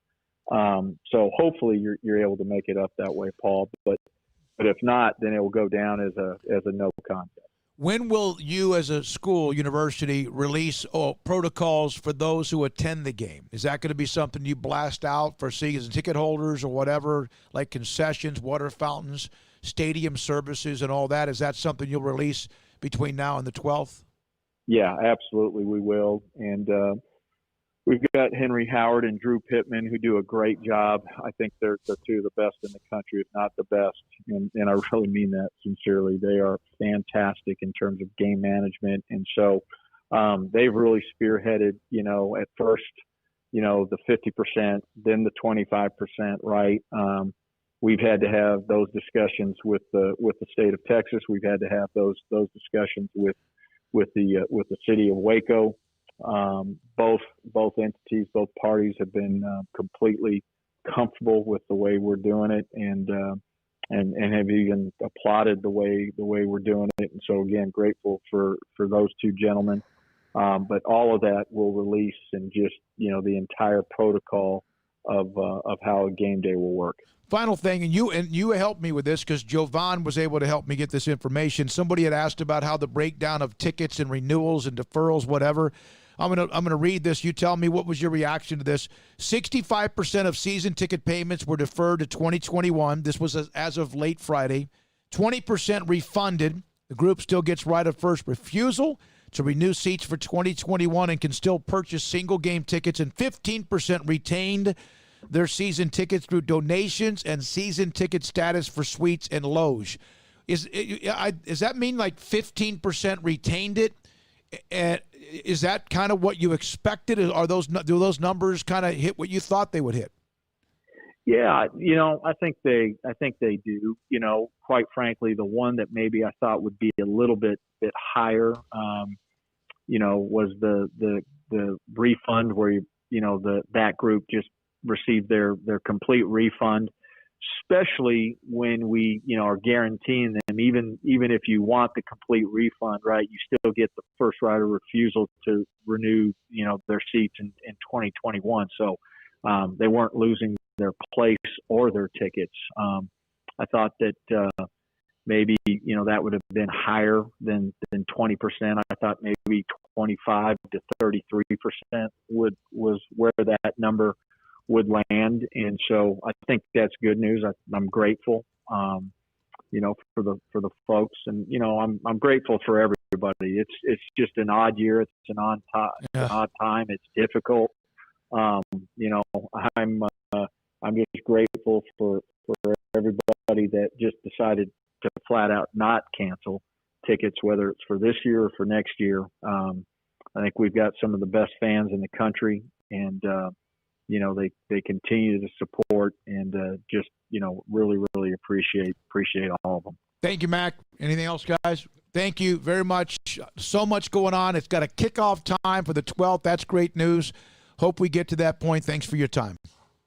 Thank you all. Take care. Mack Rhoades, Director of Athletics at Baylor University, with us. So we covered the flare-up, the numbers, even on campus. And we covered the kickoff, obviously, the protocol, many things. The Big 12 will have decisions by Friday on what constitutes canceling a game.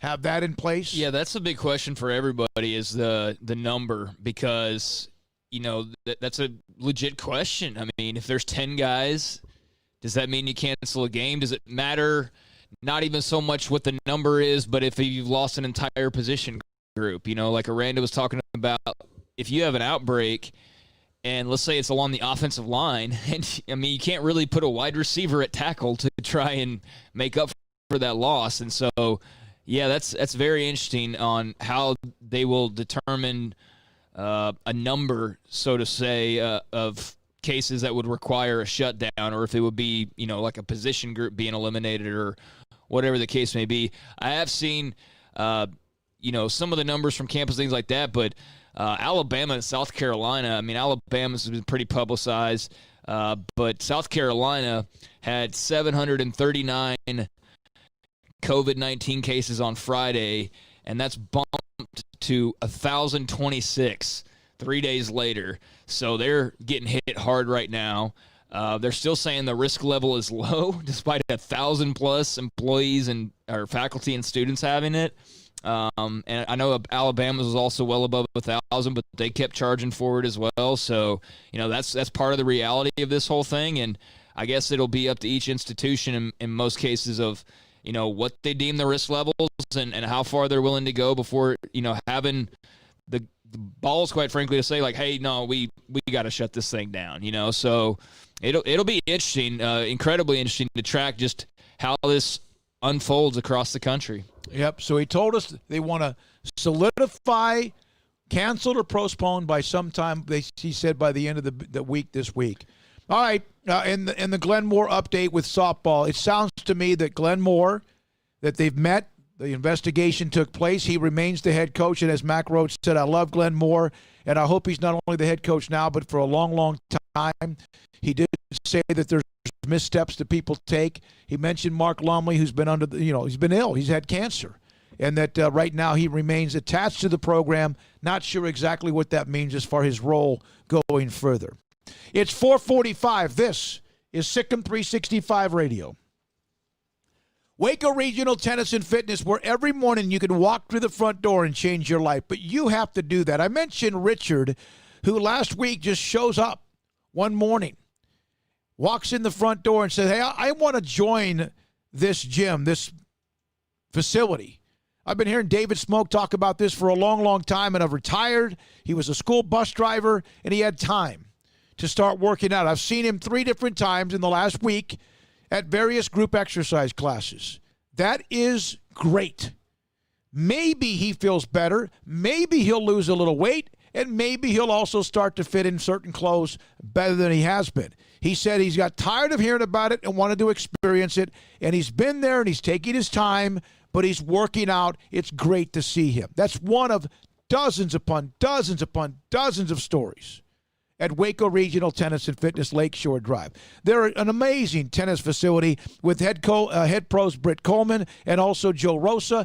Britt does a great job with youth tennis, and Joe does a great job with the adult tennis. They have pickleball courts as well. Personal trainers Christy London and Randall Corley, who can help you reach the level you need to in case you may not trust yourself. You want to try it, you want to do it, and you might need them to help motivate you. And believe me, they both can do that. And I know it since March of 2013. There were days, sleep in, not do the, get up, let's go. Christy London has been there and working that gym along with Randall and helping you make the commitment and mean it. And 40-plus group exercise classes. Waco Regional Tennis and Fitness can change your life, but you have to walk to the front door on Lake Shore Drive in Waco. Texas Farm Bureau Insurance has protected fellow Texans with auto, home, health, and life insurance since 1952. With more than 260,000 square miles of land and 27 million people, that's a lot to cover. Whether you're wrangling cattle or wrangling kids, we're proud to protect Texans in all Texan ways of life. Stop by and see our agents at one of our 3 McLennan County locations. Coverage and discounts are subject to qualifications and policy terms and may vary by situation. Riverbend Liquor and Wine has their easy-to-access drive-thru open and convenient and clean in-store location on the corner of Lakeshore Drive and North 19th Street in Waco. Riverbend Liquor has the best and most extensive variety of craft beer selections in Waco and Balcones whiskey, including single malt, pot still, baby blue, French oak, rye, and brimstone. Riverbend Liquor and Wine, family-owned and operated, and a hidden gem in Waco on Lakeshore Drive and 19th Street. And find out more on Facebook and Instagram. Mazzana Construction is celebrating 52 years as an award-winning, family-owned and operated business excelling in general construction and construction management. Mazzana Construction is proud to support Connolly ISD's tradition of excellence in education and athletics, including owners calling Connolly High their alma mater, Vicky Mazzonic, class of 1974, and Aaron Miner from the class of 2002. Mazzonic Construction, celebrating 50-plus years by building trust with quality work. MazzoniConstruction.com. With more than 160,000 alumni worldwide and counting, the Baylor family is growing. And through the university's expanded Baylor alumni program, the family is growing closer. With hundreds of local volunteers planning events in cities and towns around the country, you can gather with fellow Bears no matter where you are. So, get connected, get something started, get involved, and make plans to get together with Baylor alumni. Visit us at baylor.edu/alumni. Boozers is the wedding ring store and more. If you're ready to get engaged or already married and want to upgrade your wife's ring for a special anniversary, Boozers is the place to go. With the largest selection of premier quality diamond engagement rings and wedding rings in Central Texas. They have 7 cases with over 300 styles of rings from top designers like Natalie Kay. Choose from yellow, white, or rose gold, plus beautiful top quality loose diamonds. With an in-house jewelry, they can also custom make anything you want. Bring in a picture or drawing and let Boozers create your one-of-a-kind pendant or ring. They can even use some of your old gold and diamond jewelry to create something new. At Boozers, you'll find a great selection of quality timepieces, and Boozers is the place for expert watch maintenance and repairs too. They specialize in expert Rolex watch repair for fine jewelry, watches, custom work, and more. Go to Boozers on Valley Mills and Lake Air Drive in Waco. Boozers, the wedding ring store and more. Texas Board Certified Personal Injury Trial Lawyer and Baylor alum David Willis and Baylor alum Parker Willis are ready to help if you or a loved one has been wrongfully injured in an auto accident, SUV rollover, industrial accident, 18-wheeler crash, or were seriously injured by a defective product or recall drug. Call them for a confidential and free case consultation at 1-800-GOT-HURT or visit them at TexasTrialLawyer.com. Principal office located in Houston, Texas. This is Paul Catalina's College Football Focus. Duffy throwing to the end zone. Caught. T.J.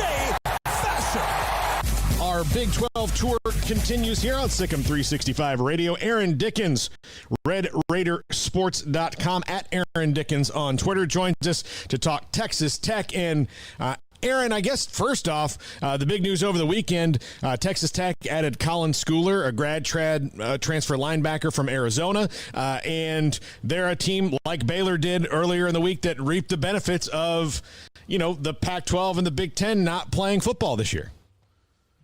Yeah, there's no doubt. I mean, anytime you can, bring on one of the best players at their position in another Power 5 conference, you do it. I mean, especially in a year like this where, eligibility, this might be kind of a freebie for everyone. I believe that Colin Schooler is actually a walk-on at Texas Tech, so it's not costing them in terms of scholarships and scholarship limits. So, yeah, it's a great addition.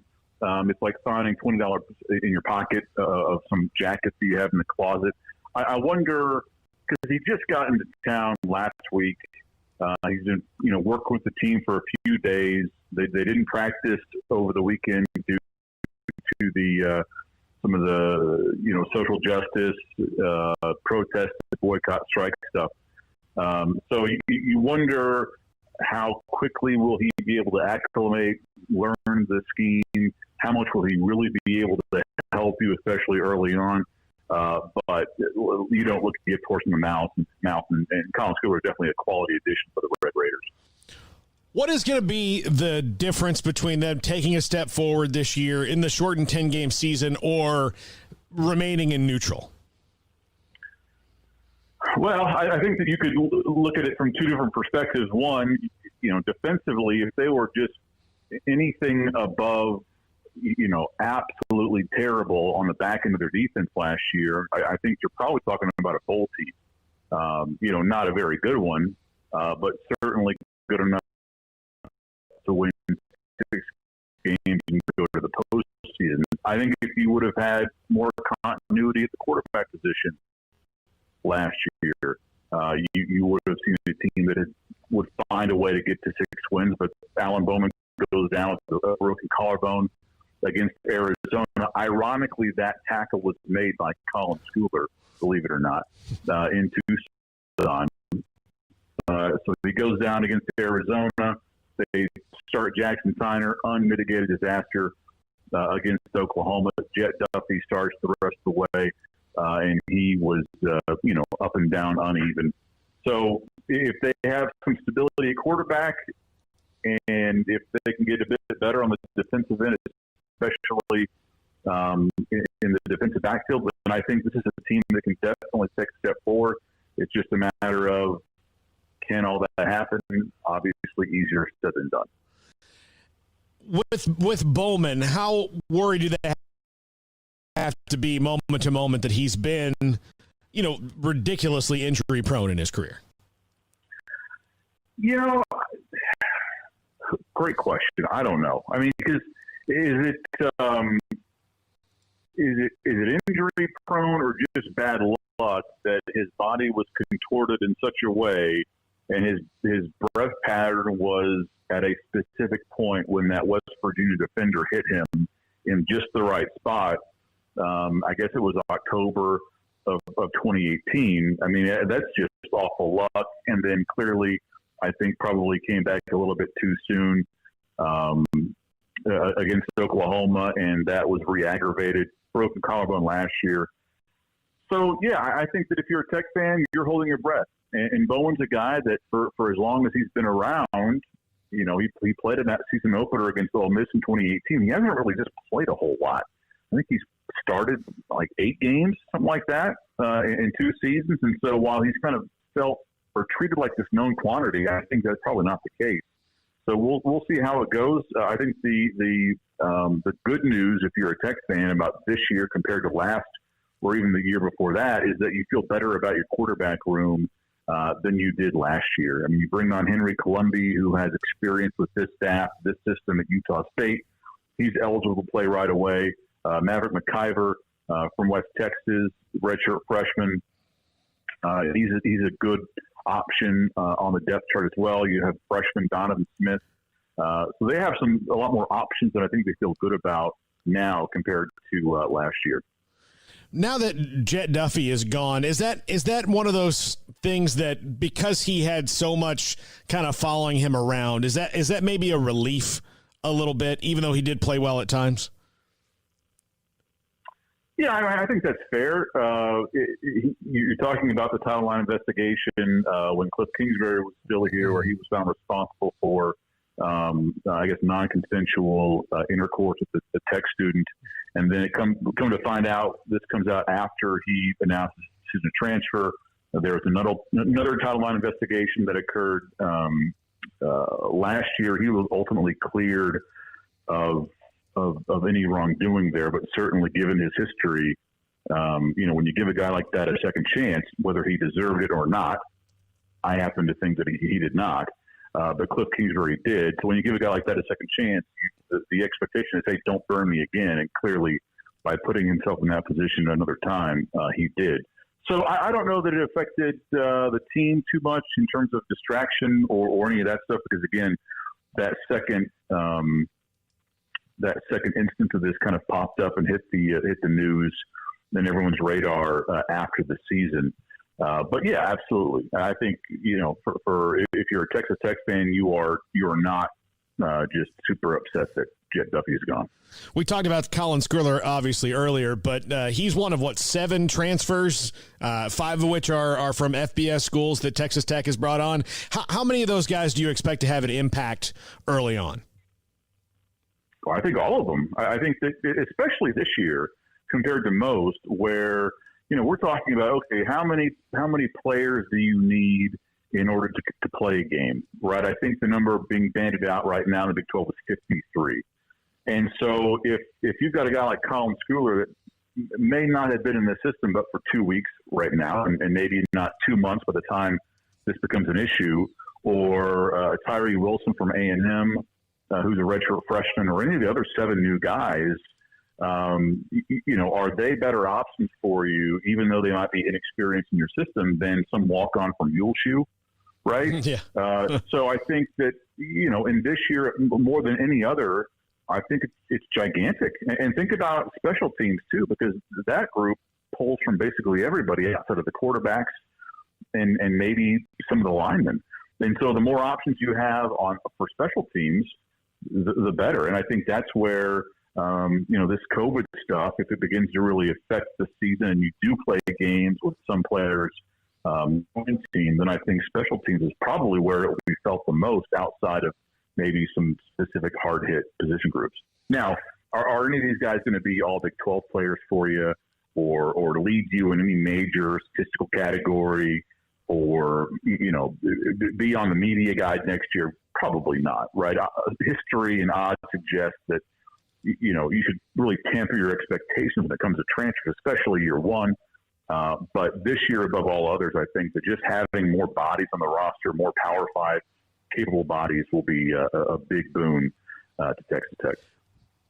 What are reasonable expectations that Tech fans can have for this team? Well, I mean, if you play 10, if you play 10, I think that you hope for a season where you go 500, maybe win 6 games and only lose 4. This is a program that hasn't had a winning Big 12 record since 2009. Has had losing seasons, and I think 3 of the last 4 seasons. So you've got to crawl before you walk before you run. And I think for this program, just getting back on the winning side, or at least not losing, would be a step forward. Now, personally, I think for everybody, whether you're Tech, Baylor, Alabama, Clemson, whatever, I think as long as you play that first game and you finish out the season and you play that last game, I think that's a massive success for everybody involved, because at this point it's just about survival. But just in terms of like wins and losses, yeah, I think if you're Tech, go 5-5, 6-4, that's a significant step forward. Aaron Dickens, RedRaidersports.com, part of the Rivals Network, with us here on Sikkim 365 Radio. Waco's newest gym, Halo Athletic Center, 5725 Bagby Avenue, right behind Region 12 and across the highway from the Central Texas Marketplace, where motivation, inspiration, and hard work are the driving force. State-of-the-art equipment, indoor and outdoor track, locker rooms, showers, yoga and bar classes by Duality Yoga, bod pod potty composition analysis, and registered dietitians, all under one roof, where we rise above. Come join the Halo Athletic Center and be a part of the change. Your change. One size fits all. That may be all right for an adjustable belt or cheap sunglasses, but when it comes to your financial needs, no one wants a one-size-fits-all strategy. Cam Heathcott, your Edward Jones financial advisor, knows that his most important goals are yours. That's why he takes the time to understand your needs, knowing you. That's how Edward Jones makes sense of investing. Cam Heathcott, covering Conroe and Houston, 936-756-7717 or cam.heathcott@edwardjones.com. Edward Jones, member SIPC. Stepping into the boots of a U.S. Army officer can add confidence and leadership skills to your son or daughter's career path. See all the things they can achieve in our boots at GoArmy.com. U.S. Army Waco Recruiting Company, 254-598-8131 or 254-776-1543. The biggest, the baddest, and proven to be the best. Ram is back-to-back Motor Trend Truck of the Year. Now, get the Ram you've been waiting for less from your friend in the car business, Alan Samuels. A new loaded-up 2020 Ram 1500 Longhorn 4x4. Now with a whopping $12,000 off, and first responders receive an additional $500. Big summer clearance event savings from the Ram leader, Alan Samuels, Dodge, Chrysler, Jeep, Ram, Fiat. Ask for details. All offers with approved credit. Hey, this is Bryce Petty, former starting quarterback and two-time Big 12 champion, and I know firsthand the importance of being in top shape both on and off the field. So listen up, men. If you're feeling beat down day in and day out and looking for that high-performance edge that separates the men from the boys, then look no further than the Petty Clinic Low T in Waco. Petty Clinic is a comprehensive men's healthcare clinic with an atmosphere catering to men. Board-certified Dr. Kent Petty has a special interest in offering the highest quality medical care to men of all ages. Some of the services offered include screening and treatment for low testosterone or thyroid, infertility, high blood pressure, diabetes, high cholesterol, sleep apnea, while offering comprehensive wellness exams and complete men's health lab panels. High performance men, remember, it's not just a Petty thing. This is Bryce Petty, encouraging you to reach out and Google search Petty Clinic Low T or go to pettycliniclowt.com and get your complimentary lab screening today.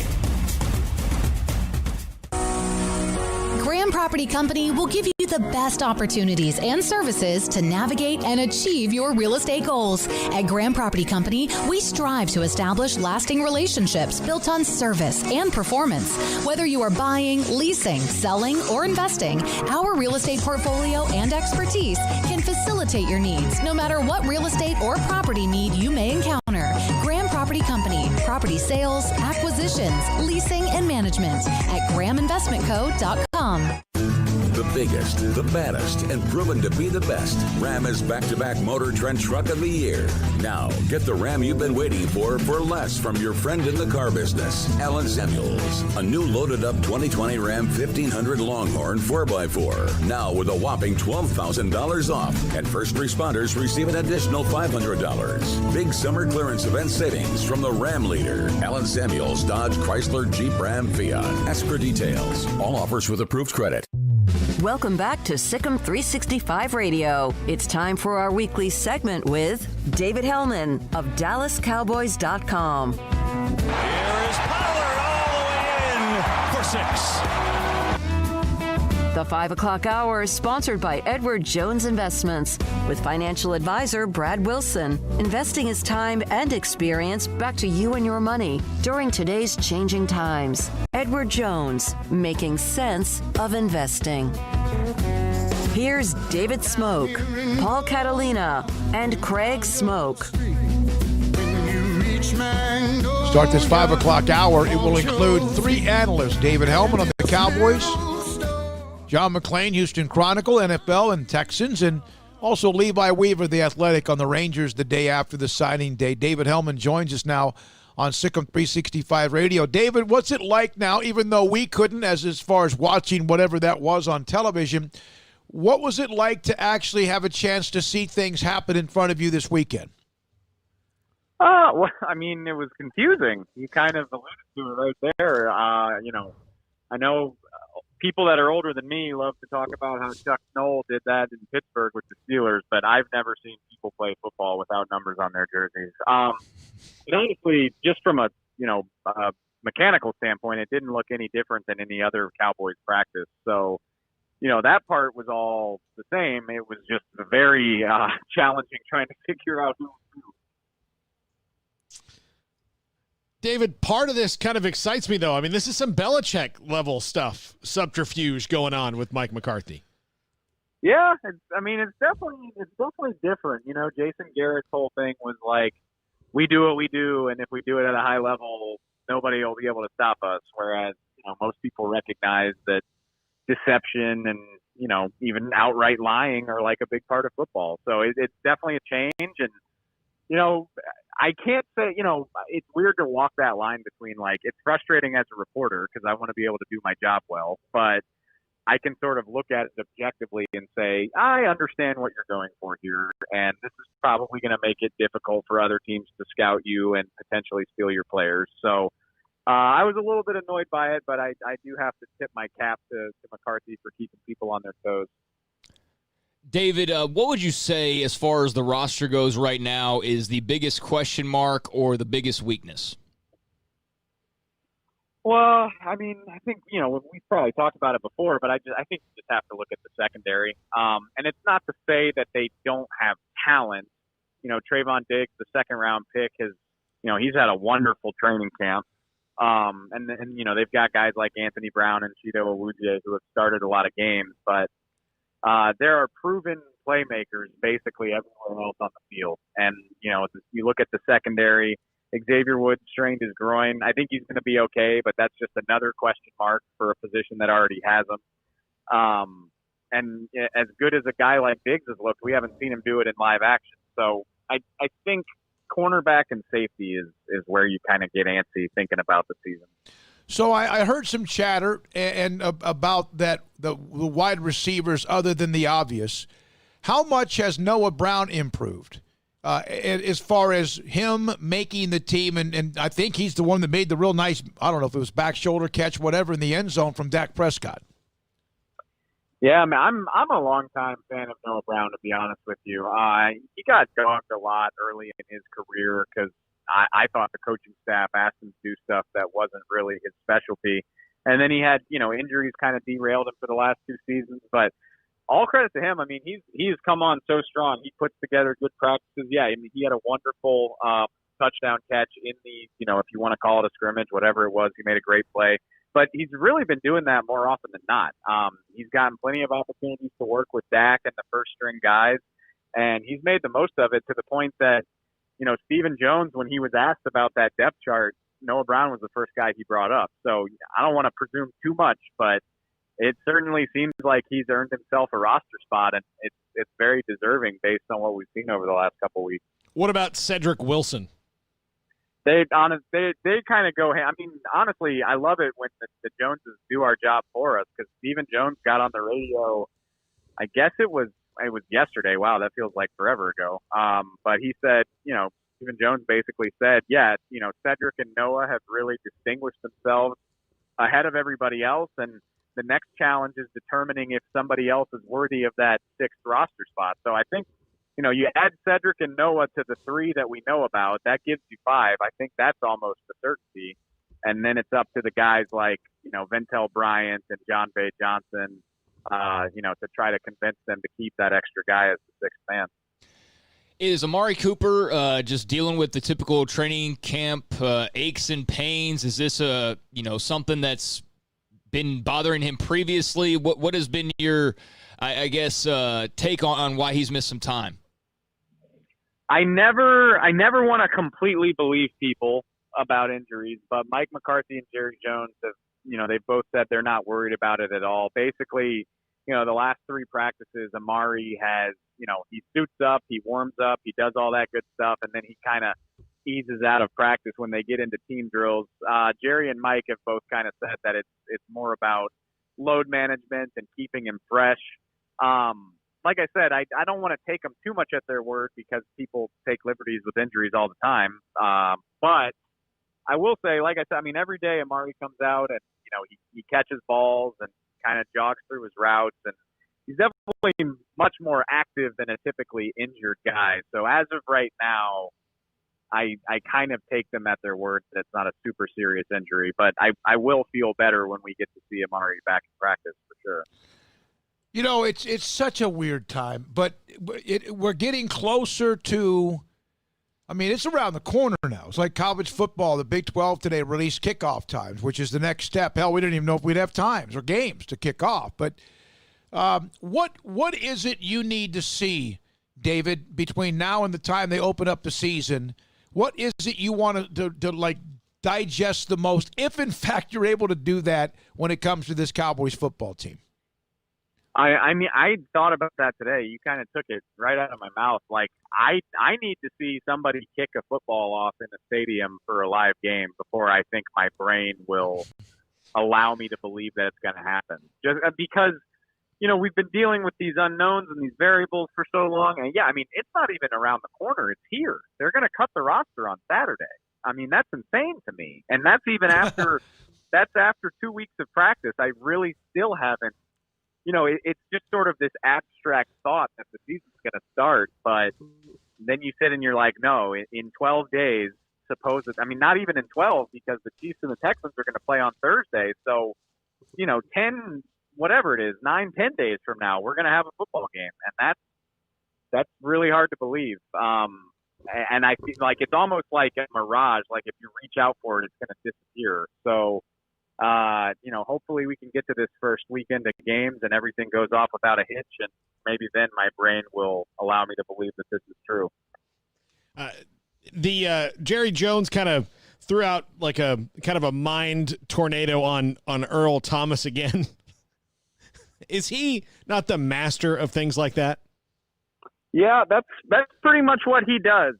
He's the king of the answer that's a non-answer, and I think, trying my best to read between the lines, I think, I don't get the feeling that Earl Thomas is going to wind up here. Just based, everything I've heard and all the conversations that I've had, it doesn't seem like a real likelihood. But I also think, one, Jerry Jones always wants to keep the door open. Like, how often do you hear Jerry Jones just close the door on anything? And then the other thing is, I don't think the Cowboys want the whole league just pegging them as the lone suitor for Earl Thomas. It doesn't give them any leverage if they do want to sign him, or it allows teams to play off of their need for a safety. When roster cuts start happening, it changes the way teams negotiate with you if they think that you're going after Earl Thomas or that you have a desperate need. So I think Jerry Jones is doing his best to keep his cards close to the vest. I don't know how well it's going to work because the Cowboys obviously are thin at safety, but I think that's the purpose, regardless of how well it's working. You mentioned the roster's getting trimmed down. Is there any real suspense there for you? Is there a position or a player in particular you're keeping an eye on that might be on that bubble? Honestly, I mean, there's almost always going to be some sort of surprise, and I don't know for a certainty what's going to happen. But like I said this on another interview today, like I don't think there's that much suspense. Like this is a veteran heavy, talented team. I did the math earlier. There's 14 Pro Bowlers on this team. And then, so you put all those guys together and then you add the draft class, who most of them are going to make it. And like all of a sudden you're at like 48 players. Well, there just aren't that many dramatic spots up for grabs. I think, a lot of people have hypothesized that Clinton Dix could be a surprise cut. That would surprise me, just because they are so thin at safety. But I mean, that something like that might jump out at you. But honestly, I think I could cut this team down right now, and I wouldn't be that far off. That's good news. That's good news. You would think so. That seems to be pretty good news. And I'm right, David. I'm there with you. I did a high school game. Craig and Paul were there. They kicked off the game Friday night, and we all wondered if that would ever happen. Now they're working on game 2. I mean, they're headed towards a game on Friday. That, to me, is progress considering what we've been through. Now we're looking at the high level of college and pro football. If we can just see someone kick it off. We saw that Saturday night, Austin Peay in Central Arkansas. Mm-hmm. But still, every day is a challenge. Thanks for your time today. I got one more for him. All right. David, Zeke Elliott's comments on the offense being maybe running out of not run looks or pass looks, kind of mixing that up. I saw you tweeted that was kind of very telling on that, in that maybe some of the comments that the players would occasionally make about over the years the offense kind of being stale and predictable. Is that what is that what you kind of insinuated from that? Absolutely. Yeah. And I mean, it's something that we've heard at times on both sides of the ball. And I think I mentioned it at the top is Jason Garrett's philosophy was kind of, if we do exactly what we need to do at the level that we can do it, then we don't need to hide anything from anyone. And he was right when the Cowboys were better than their opposition. And I think it got him in trouble when they weren't. And in the NFL, obviously, you're not going to be a lot better than your opposition very often. So, I think it's a good thing that the Cowboys are trying to be less predictable on both sides of the ball. So it was encouraging for me to hear Zeke acknowledge that maybe they'll be a little tougher to predict this time around. Yeah, you need that. You need that. Thanks, David. Appreciate it. David Hellman with us. Great to have him on Tuesday's show. We have David at 5. John McClain will come up today, and we also have Levi Weaver today as well. John Rothstein put this out just a few minutes ago. The Men's and Women's Basketball Oversight Committee, according to Source, will propose a start of November 25th to the Division I Council for the 2020-2021 college basketball season, which is what ended back in March. In fact, Craig was there in Kansas City the moment it basically did. I love that start date for many reasons, other than, first of all, that they're saying they're going to have one. Second of all, they need to pretty much keep it to around the last week in November or the first week in December. To me, I think it would be better if they did it that way. And I know that there are athletic directors that feel that way too, that would like to separate football from basketball just a little bit more. I think there's basketball coaches that want it. I'm not so sure they haven't all want. No, not all, but some of them. I agree. I just, why not? Just, there's going to be a lot of changes of the athletic departments and how they've been trimmed down, what they spend it on. There's going to be a lot of changes from that. Of course, now I don't have to juggle 5 high school football broadcasts and 3 Baylor events on the same night, getting them on the air. So what do I care what they do? Yeah, have them all on the same day for all we care. Who cares? But I'm all for a later start for basketball. I'm all for the NBA not starting until the beginning of the new year.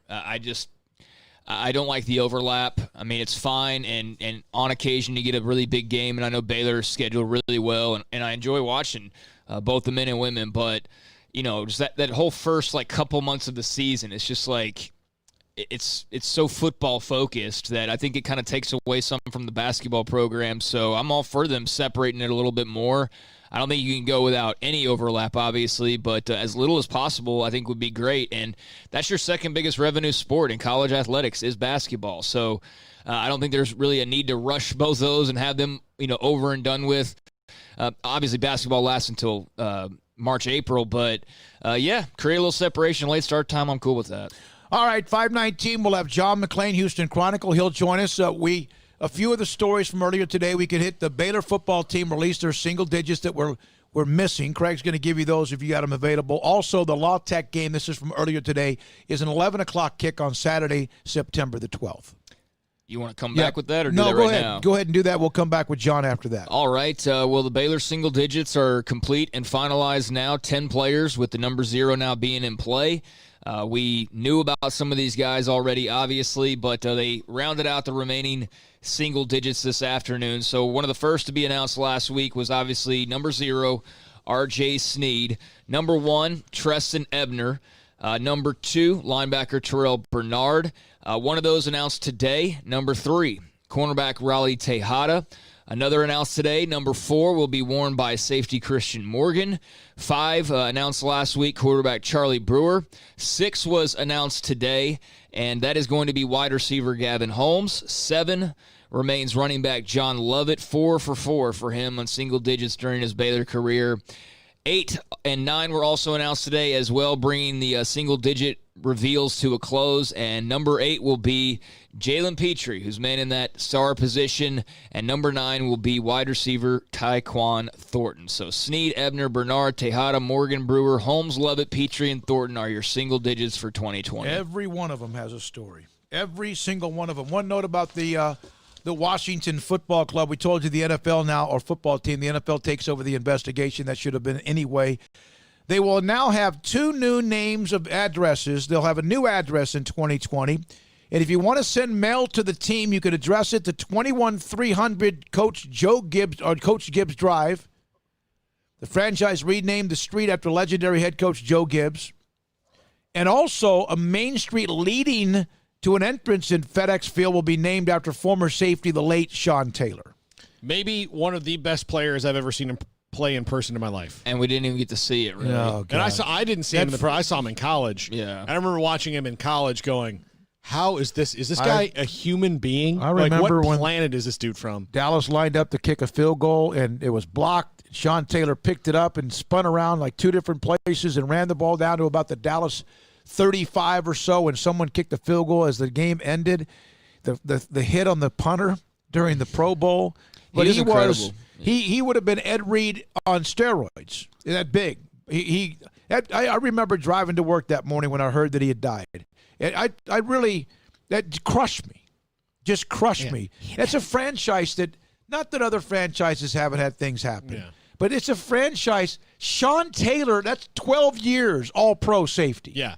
By the way, you mentioned Ed Reed. He and Ed Reed played together. I know it at the same time. I mean, yeah, from a fan standpoint, it's like, yep, just typical being a Washington Football Club fan. But, I mean, just going back and hearing the details of that story, I mean, just sitting there in his bedroom with his wife and 2 punk-ass kids who I hope are rotting and are miserable and never see the light of day, punks.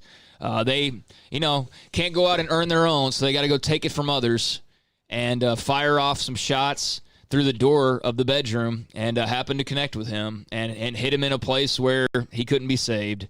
Just, it's disgusting. It's so disgusting, and it was tragic, and he was an incredible, incredible football player, and it seemed like he had kind of gotten his life straight because he had, he was a little bit rebellious, and you had to be careful with him. He wasn't like a criminal or anything, it wasn't like he was like somebody off the wall that you were afraid was going to pull Aaron Hernandez or anything like that. No, but he was misdemeanor in a little bit. Yeah, he's a very edgy cat. I'm not saying he was like some angel walking the earth, but I mean, he wasn't like, a guy that needed to be booted out of the league or anything like that. And he had apparently really gotten his life in order and had his family, and all got ripped apart by just some punks who can't go and earn their own and feel big carrying a gun. I'm disgusted by that even now, thinking about it all these years later. And yeah, that's cool though. As an honor, I will also add as a note that Jake Burton, the offensive line transfer from UCLA that was announced last week, story broke last week, he would be coming to Baylor. Now official. He is officially a member of the football program. I guess the COVID-19 and the NCAA clearinghouse stuff is behind him now, so he's officially ready to go. They announced him, and he'll be putting in that work on the O-line. There you go. That was a neat story, man. He entered the transfer portal, and, hell, he was on his way the next day or two from L.A. to San Diego into Texas. Entered it and was within hours the same day, like 6 hours, he was a Baylor commit. So I wonder if maybe that'll start happening more and more now. Like, even past all this, if it's street, like you've decided, like, listen, these are the 3 places I want to go and put my name in the portal. All right, I'm going to here. Yeah. Let's not. You wonder if there's not some tampering. And I'm not exactly saying this case because, again, he said as soon as he entered in the transfer portal, his phone blew up, And he was able to talk with Dave Aranda, among others. They got a hold of him. But this thing's gotten so loose on this transfer portal, you wonder how loose it's really getting. It's college football. It's also everybody looking for any advantage they can get. And the other thing is, you recruit guys for so long, when they're starting. So you have relationships. And I don't know, I don't think he had any relationship with anybody on the staff really, but if you have relationships out there, or you have a relationship with a guy who has a relationship, and maybe your phone starts ringing, and you talk to Dave Aranda, but you know a coach who worked with him and maybe doesn't now. You call him and say, "Hey, coach, what do you think about this?" And he'll, go there. So all those things happen. 5:25. John McClain will be next. Levi Weaver on the Rangers the day after the trading deadline. What they didn't do right, what they did right, and what they do now. This is Sikkim 365 Radio. When we moved to Texas, we were like fish out of water. We didn't know anyone in our neighborhood until our Texas Farm Bureau insurance agent came to the house. She was so helpful and reassuring, a friendly face with that Texan hospitality I'd heard about. When we purchased a Texas Farm Bureau insurance policy, we knew we were making the right choice. We knew our family would be protected. Stop by and see our agents at one of our 3 McLennan County locations.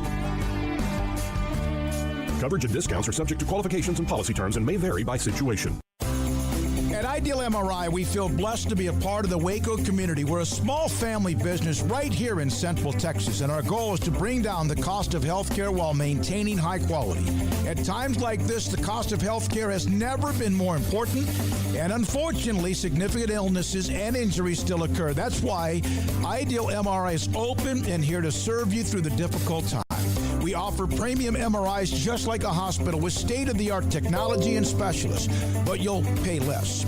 Sometimes thousands of dollars less, whether you're using insurance or not. At Ideal MRI, we accept most insurance and there are no hidden costs, even offering financing if that's needed. Everything included in the price, and you'll not get something as a surprise in the mail later on. If you need an MRI, ask your doctor about Ideal MRI. They'll know. You can schedule an appointment safely from home online in minutes at idealmri.com or give us a call, 833-IDEAL-MRI, idealmri.com. At Baylor University, students find their place to shine. They're faithful friends and inspirational leaders. They're championship teammates and independent thinkers. They're on the cutting edge of high tech and in the halls of history. If you want to make the world a brighter place, you can. And if you want to shine in your own way, you can. The spark you need is already inside you. Bring it to Baylor, where lights shine bright. Stepping into a new pair of boots is great, but stepping into the boots of a U.S. Army officer can also add confidence and leadership skills to your son or daughter's career path. There are more than 150 occupational specialties to help them find the best fit for their future. See all the things your son or daughter can achieve in our boots at GoArmy.com. U.S. Army Waco Recruiting Company, 254-598-8131 or 254-776-1543. From the first workout to the last practice, sports is an incredible and rewarding challenge. Hi, this is Dan Ingham with the First National Bank of Central Texas, and we're proud to support each athlete, every parent, and our educators. From families, small businesses, to the biggest industry, we're here to help. With remarkable products like our free First mobile app, we've got banking ideas that fuel big dreams. That's the First National Bank of Central Texas. Familiar faces making local decisions. Member FDIC, Equal Housing Lender. It's the heat of the summer, but the real heat is what you're cooking on the grill, smoker, or in the oven. So Waco Custom Marketplace can be your go-to playmaker for summertime grilling. You can't go eat anywhere else? Be your own chef with custom ordered and cut ribeyes, sirloins, fillets, New York strips with a focus on high-quality beef at a competitive price. Waco Custom Marketplace also has fresh deli cuts with sliced turkey, ham, pepperoni, or corned beef. Waco Custom Marketplace also your home for the freshest seafood in town. Salmon, shrimp, mahi-mahi, great priced chicken products, whole birds, tenders, chicken breast, and wings. Waco Custom Marketplace with smoked items unique to Waco, house-made bacon, summer sausage, boudin, hot links, and German sausage. Every seasoning for every occasion, grilling, baking, or frying. Your hometown grocery store with canned goods, pasta, fresh baked bread, buns, chips, sauce, condiments to pickles, charcoal and lighter fluid, cold beer and wine, best kolaches in Waco, mouth-watering cinnamon rolls, and here for the community every single day, helping you avoid the long lines in crowded stores, serving quality products to the Waco community. Go online for the weekly value boxes. Family owned and operated Waco Custom Marketplace, 425 Lake Air Drive in Waco, or WacoCustomMarketplace.com.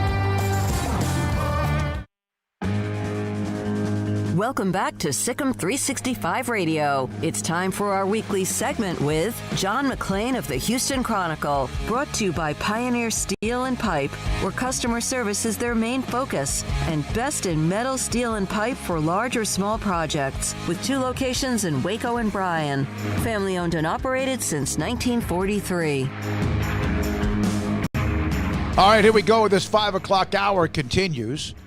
Also a part of some of the news and notes, the Spencer Rattler named starting quarterback by Oklahoma. That's not a surprise, although Tanner Mordecai, Midway, of course, a local story there. All right, here we go with John McClain. John, man, we're what, a week and 2 days away from kicking this baby off in the NFL? 9 days away from the Texans playing at Arrowhead Stadium. First game of the season, Thursday night, national television, a scene of a crime where the Texans were fleeced 51-31 in the divisional round of the playoffs after leading 24-0. I'm writing about it right now as we speak. John, as games go of Houston sports moments, where does that one rank in the disappointments? Oh, the biggest disappointment with all was the Oilers. The Oilers had a lot of them, but the biggest, of course, was the biggest choke job in history at Buffalo after the 92 season, January 3rd, 1993, in which they blew a 35-3 third quarter lead. That was the biggest last year when we were in Kansas City for the Texans playoff game. They'd won their 31-24 in regular season, and we're up in the press box, and it was 24-0 early in the second quarter, and then the Chiefs 3 touchdown passes to Travis Kelce, and one of my guys was like, "Oh my God!" He looked at me, he goes, "Have you ever seen any?" Oh, yeah, you have. And then he turned to the guy on the other side and said, "Have you ever seen anything like this?" "Me either." Wow. So, yeah, I have. But there's been so many disappointments in our season's history. I'm doing a story for Sunday on Texas Sports Nation, our sports website, in which Bill O'Brien entering his 7th season as the Texans coach. And while I was talking to him, he said, "Well, I know it's been long since Houston's won a football title." And I thought, you know what? There's my lead. Bill O'Brien wasn't alive the last time that Houston won a football championship. That was the Oilers in '61. I was 9 years old in Waco when they won that, and I actually watched it on NBC because I liked watching the AFL because it was so much more exciting than the NFL because they threw the ball all over the place, and the NFL was 3 yards in a cloud of dust, and that was, of course, before the Cowboys got good. So I decided that's going to be my lead about how long the drought has lasted for football fans in this city. So, John, roster cuts are going to be coming up here pretty soon. We were just talking Cowboys with David Hellman, and I asked him about, if there's any drama at all as far as, getting the number down to where it needs to be. And it seems like the Cowboys could right now pretty much make their roster. Is that the case with the Texans, or are there perhaps maybe 1 or 2 guys you think are sort of on that bubble? Craig, times are different because of the coronavirus. So what you have is you have your 53-man roster. This year you have a 16-player practice squad instead of 10. You also have unlimited moves coming from injured reserve. If a player is placed on IR, he's got to miss a minimum of 3 games. So that means technically, you wouldn't admit it, of course, you could stash a couple players on IR. They've gone through their virtual off-season program. They've gone through training camp. And so the team, this is what Bill O'Brien said, the team you see out there is our team. Now, they'll still make some moves. They've already cut 3 players. They'll bring in a 3rd quarterback. They better get a 2nd kicker. You better have them because even though the Texans have not had 1 positive test in COVID-19, and the NFL has done a tremendous job with that. And I thought, what happens when they start bleeding and sweating on each other? Well, if the guy doesn't have the virus, it's just like normal. You bleed and sweat and spit and blow snot on them and nothing happens. And so I think when it comes to rosters, unless you're a coach like Matt Rhoades and you're a first-time coach, first-time system, first-time coordinators, you're rebuilding, you would have more of a turnover. And another thing to remember, it's hard for players to get a tryout. Like Craig, if you wanted to try out for the Texans, you'd come in on a Monday, you'd go to a hotel, you'd get tested, you'd go back to the hotel. Tuesday, you'd come over to the facility, get tested, you go back to your hotel. Wednesday, you come over, you get tested. Okay, that's 3 in a row you pass, you get your tryout. Then maybe the Cowboys have called. You go up there and you start all over.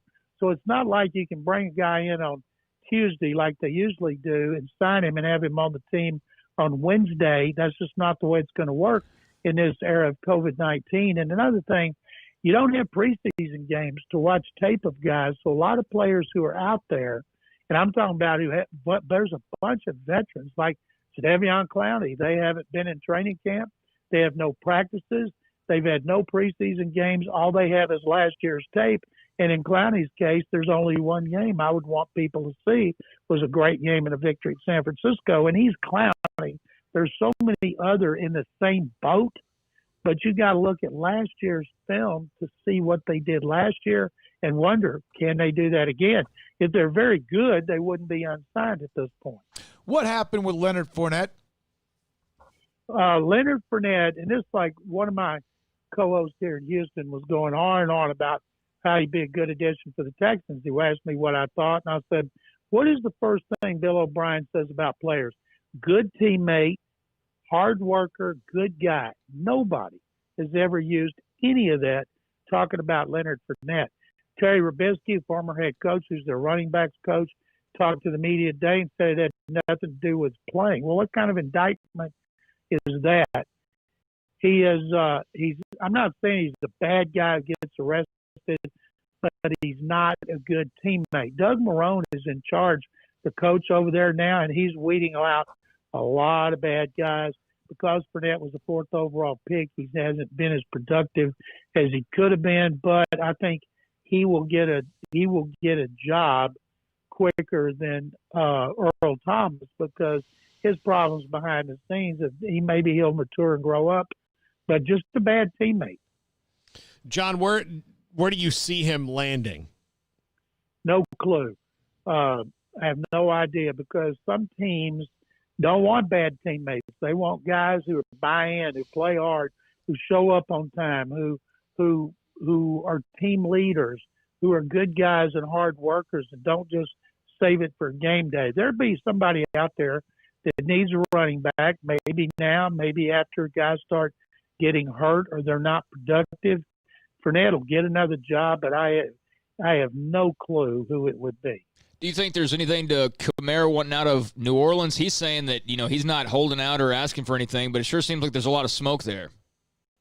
He wants a new contract. When Christian McCaffrey signed that monstrous deal with Carolina, that groan you heard was Sean Payton and Mickey Loomis from the Saints facility because they're like, my God, if he gets that, that's what Kamara's going to want.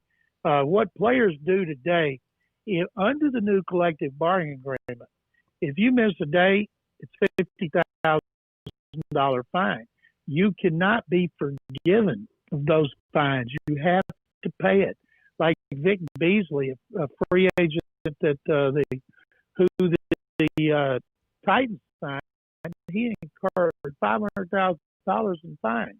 And he's got to pay it. It's not like the old days where the teams could say, okay, if you come in, we'll forgive the fine. Why the union agreed to that is beyond me. But in Kamara's case, he can say it's not money. I'm hurt. And when a lot of people don't think it's money. Thank you, buddy. Thank you, John. Thank you, guys. That's John McClain, Houston Chronicle Hall of Fame writer. Appreciate his time. Did he just he hung up on you before you got him? He's a quick draw. This is from our Daily Bears. Obviously, we have yet to play a game under his leadership, but I can't shake the feeling that Baylor Athletics hit a grand slam with the hiring of Coach Dave Aranda. Company, call me a homer if you want. And he does a great job. I know that we're sick of 365, but we have a great relationship with him. And just thought I'd read that. There's a lot of people that say that. I've seen that comment a million times already. A lot of people appreciate how thoughtful he is with his words. It's clear that he's not just throwing out the normal coach speak. I mean, it's evident when I'm trying to recap some of his quotes sometimes. It's just, you can almost read him thinking the words that are coming out of his mouth while he's talking. And, he's just what people have said he was when we were trying to get opinions from those who know him on what to expect and things like that. He's very soft-spoken, but he's very well read and intelligent. And, so far so good as far as, reviews from fans on what they've seen from him to this point. When we come back, the Rangers the day after the trade deadline. Levi Weaver, theathletic.com, next on Sikkim 365 Radio. Richard Carr, Buick GMC Cadillac. The summer savings event continues on now, and you can save thousands as you are getting employee pricing all throughout the summer savings event. Right now, save $7,000 on 2020 Acadia, $7,000 on 2020 Yukon, $7,000 on 2020 GMC Terrains. Qualified buyers can save $8,000 on a 2020 GMC SLT Crew Cab. If you're looking for the luxurious, I can't even say that word, luxurious style and power, all rolled into an SUV. You look for a luxurious SUV is what I was trying to say. Well, don't settle. Drive the Cadillac XT4, XT5, or the 7-passenger Cadillac XT6. Right now, you can experience the thrill of owning a Cadillac XT4 right now for only $35,900 at Richard Carr Cadillac. They've also got the lineup Buicks, the Enclave, one of the best-selling SUVs in 2020. It's got first-class seating for 7. It's a full, uncompromising SUV loaded with safety and tech features, and right now you can save $7,200 on a 2020 Buick Enclave, plus save thousands on 2020 Buick Envisions and 2020 Buick Encores during the summer savings event. So you clearly get great prices, but when you buy a vehicle at Richard Carr, you also get free oil changes with your new purchase, plus in-town priority warranty service. Richard Carr Motors are the people you can count on, a local family dealer run by Baylor alumni. They just want the chance to earn your business, so stop by their daily disinfected showroom and see their safety-focused staff, or they can bring the test drive to your home because your comfort and safety remains Richard Carr's first priority. Find them online at richardcarr.com or Highway 6 at the Imperial exit. Let Camille Johnson Realtors guide you seamlessly through the process of buying your dream home or selling your current one. Commercial, farm and ranch, or residential, Camille Johnson Realtors can smoothly and successfully lead you through any transaction with a team of 24 experienced agents who are excited about serving you. Camille Johnson Realtors services the entire greater Waco area. If you're in the market to buy or sell, contact Camille Johnson Realtors, 104 Midway Center in Woodway, or find them online at www.camillejohnson.com. Camille Johnson Realtors, elegant, charming, warm. Welcome home. It takes time to reach goals. It's a truth that applies to more than sports. It goes for your financial goals as well. You work hard for your money, and you deserve an investment strategy that lines up with your game plan. And Tom Albers, your Edward Jones financial advisor, can help. If your financial investments aren't putting forth the effort you desire, stop by today for a financial review. Tom Albers, 4301 Lakeshore Drive, 254-776-7605. Edward Jones, member SIPC. Southwest Sports Medicine and Orthopedics, the team physician of Baylor Athletics. Our doctors specialize in the diagnosis and treatment of any and all sports-related injuries. Celebrating over a decade of service in Central Texas, our doctors are equipped to handle a wide range of issues, whether it's your foot or ankle, orthopedic spine care, your hand or wrist, knee and shoulder pain, or if you're in need of our arthritis or total joint clinic. Come see us at the new Baylor Scott and White Ted and Sue Getterman Sports and Orthopedic Center. Trust the doctors at Baylor Trust, Southwest Sports Medicine and Orthopedics. Our goal is to get you back in the game. Riverbend Liquor and Wine has their easy-to-access drive-thru open and convenient and clean in-store location on the corner of Lakeshore Drive and North 19th Street in Waco. Riverbend Liquor has the best and most extensive variety of craft beer selections in Waco and Balcones whiskey, including single malt, pot still, baby blue, French oak, rye, and brimstone. Riverbend Liquor and Wine, family-owned and operated, and a hidden gem in Waco on Lakeshore Drive and 19th Street. And find out more on Facebook and Instagram. The biggest, the baddest, and proven to be the best. Ram is back-to-back Motor Trend Truck of the Year. Now, get the Ram you've been waiting for less from your friend in the car business, Alan Samuels. A new loaded-up 2020 Ram 1500 Longhorn 4x4. Now with a whopping $12,000 off, and first responders receive an additional $500. Big summer clearance event savings from the Ram leader, Alan Samuels, Dodge, Chrysler, Jeep, Ram, Fiat. Ask for details. All offers with approved credit. You want to know why Stonewood Dental is so successful? Listen to what happy customers have to say. It's pleasant. It's different than any other dentist office. I really feel like they care. And it's not that you're here for 2 hours waiting on someone to take care of you. It's quick and easy, and I bring my kids, and my kids love being here too. They really love the treasure box. Staff is really nice and accommodating, real friendly. You feel more like home. It's not sterile looking. Everybody has their own personalized rooms with decorations and decor, and they'll even have a blanket for you when it's cold. I've recommended people to actually come here, and they are patients now. I really love it here. It feels like family. Learn more, stonewood-dental.com.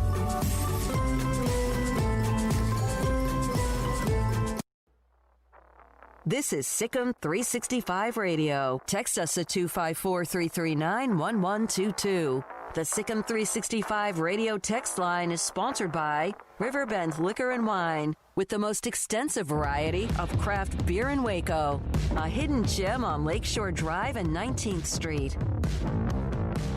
All right, here we go, 5:45. I saw this note yesterday that the Yankees had a pitcher who wore jersey number 89. It's now, every number has now been worn by the Yankees. Well, a ton of them you can't wear anymore. Yeah, you kind of had to eventually move on. I think they're out of single digits. Yeah. We're now joined by Levi Weaver. TheAthletic.com covers the Rangers in Major League Baseball on Sikkim 365 Radio. Levi, did the Rangers fail by not trading either Gallo or Lance Lynn yesterday when they were trying to unload? Oh, it's hard.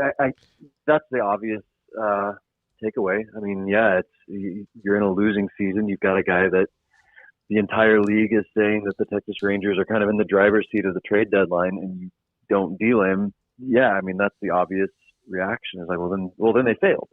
That's obviously easier for us to say outside the room. We don't know what the offers were for Lynn, and when you look across the league, Clevenger got dealt. Yeah, and he's probably the closest comparison to Lynn. But there were a lot of pitchers that everybody thought would get traded. Dylan Bundy was one of them, Kevin Gausman, lesser starter pitchers, but starting pitchers that people thought were going to get moved that didn't. And then when you start to look at the top 100 prospects, there was only one that got traded this year.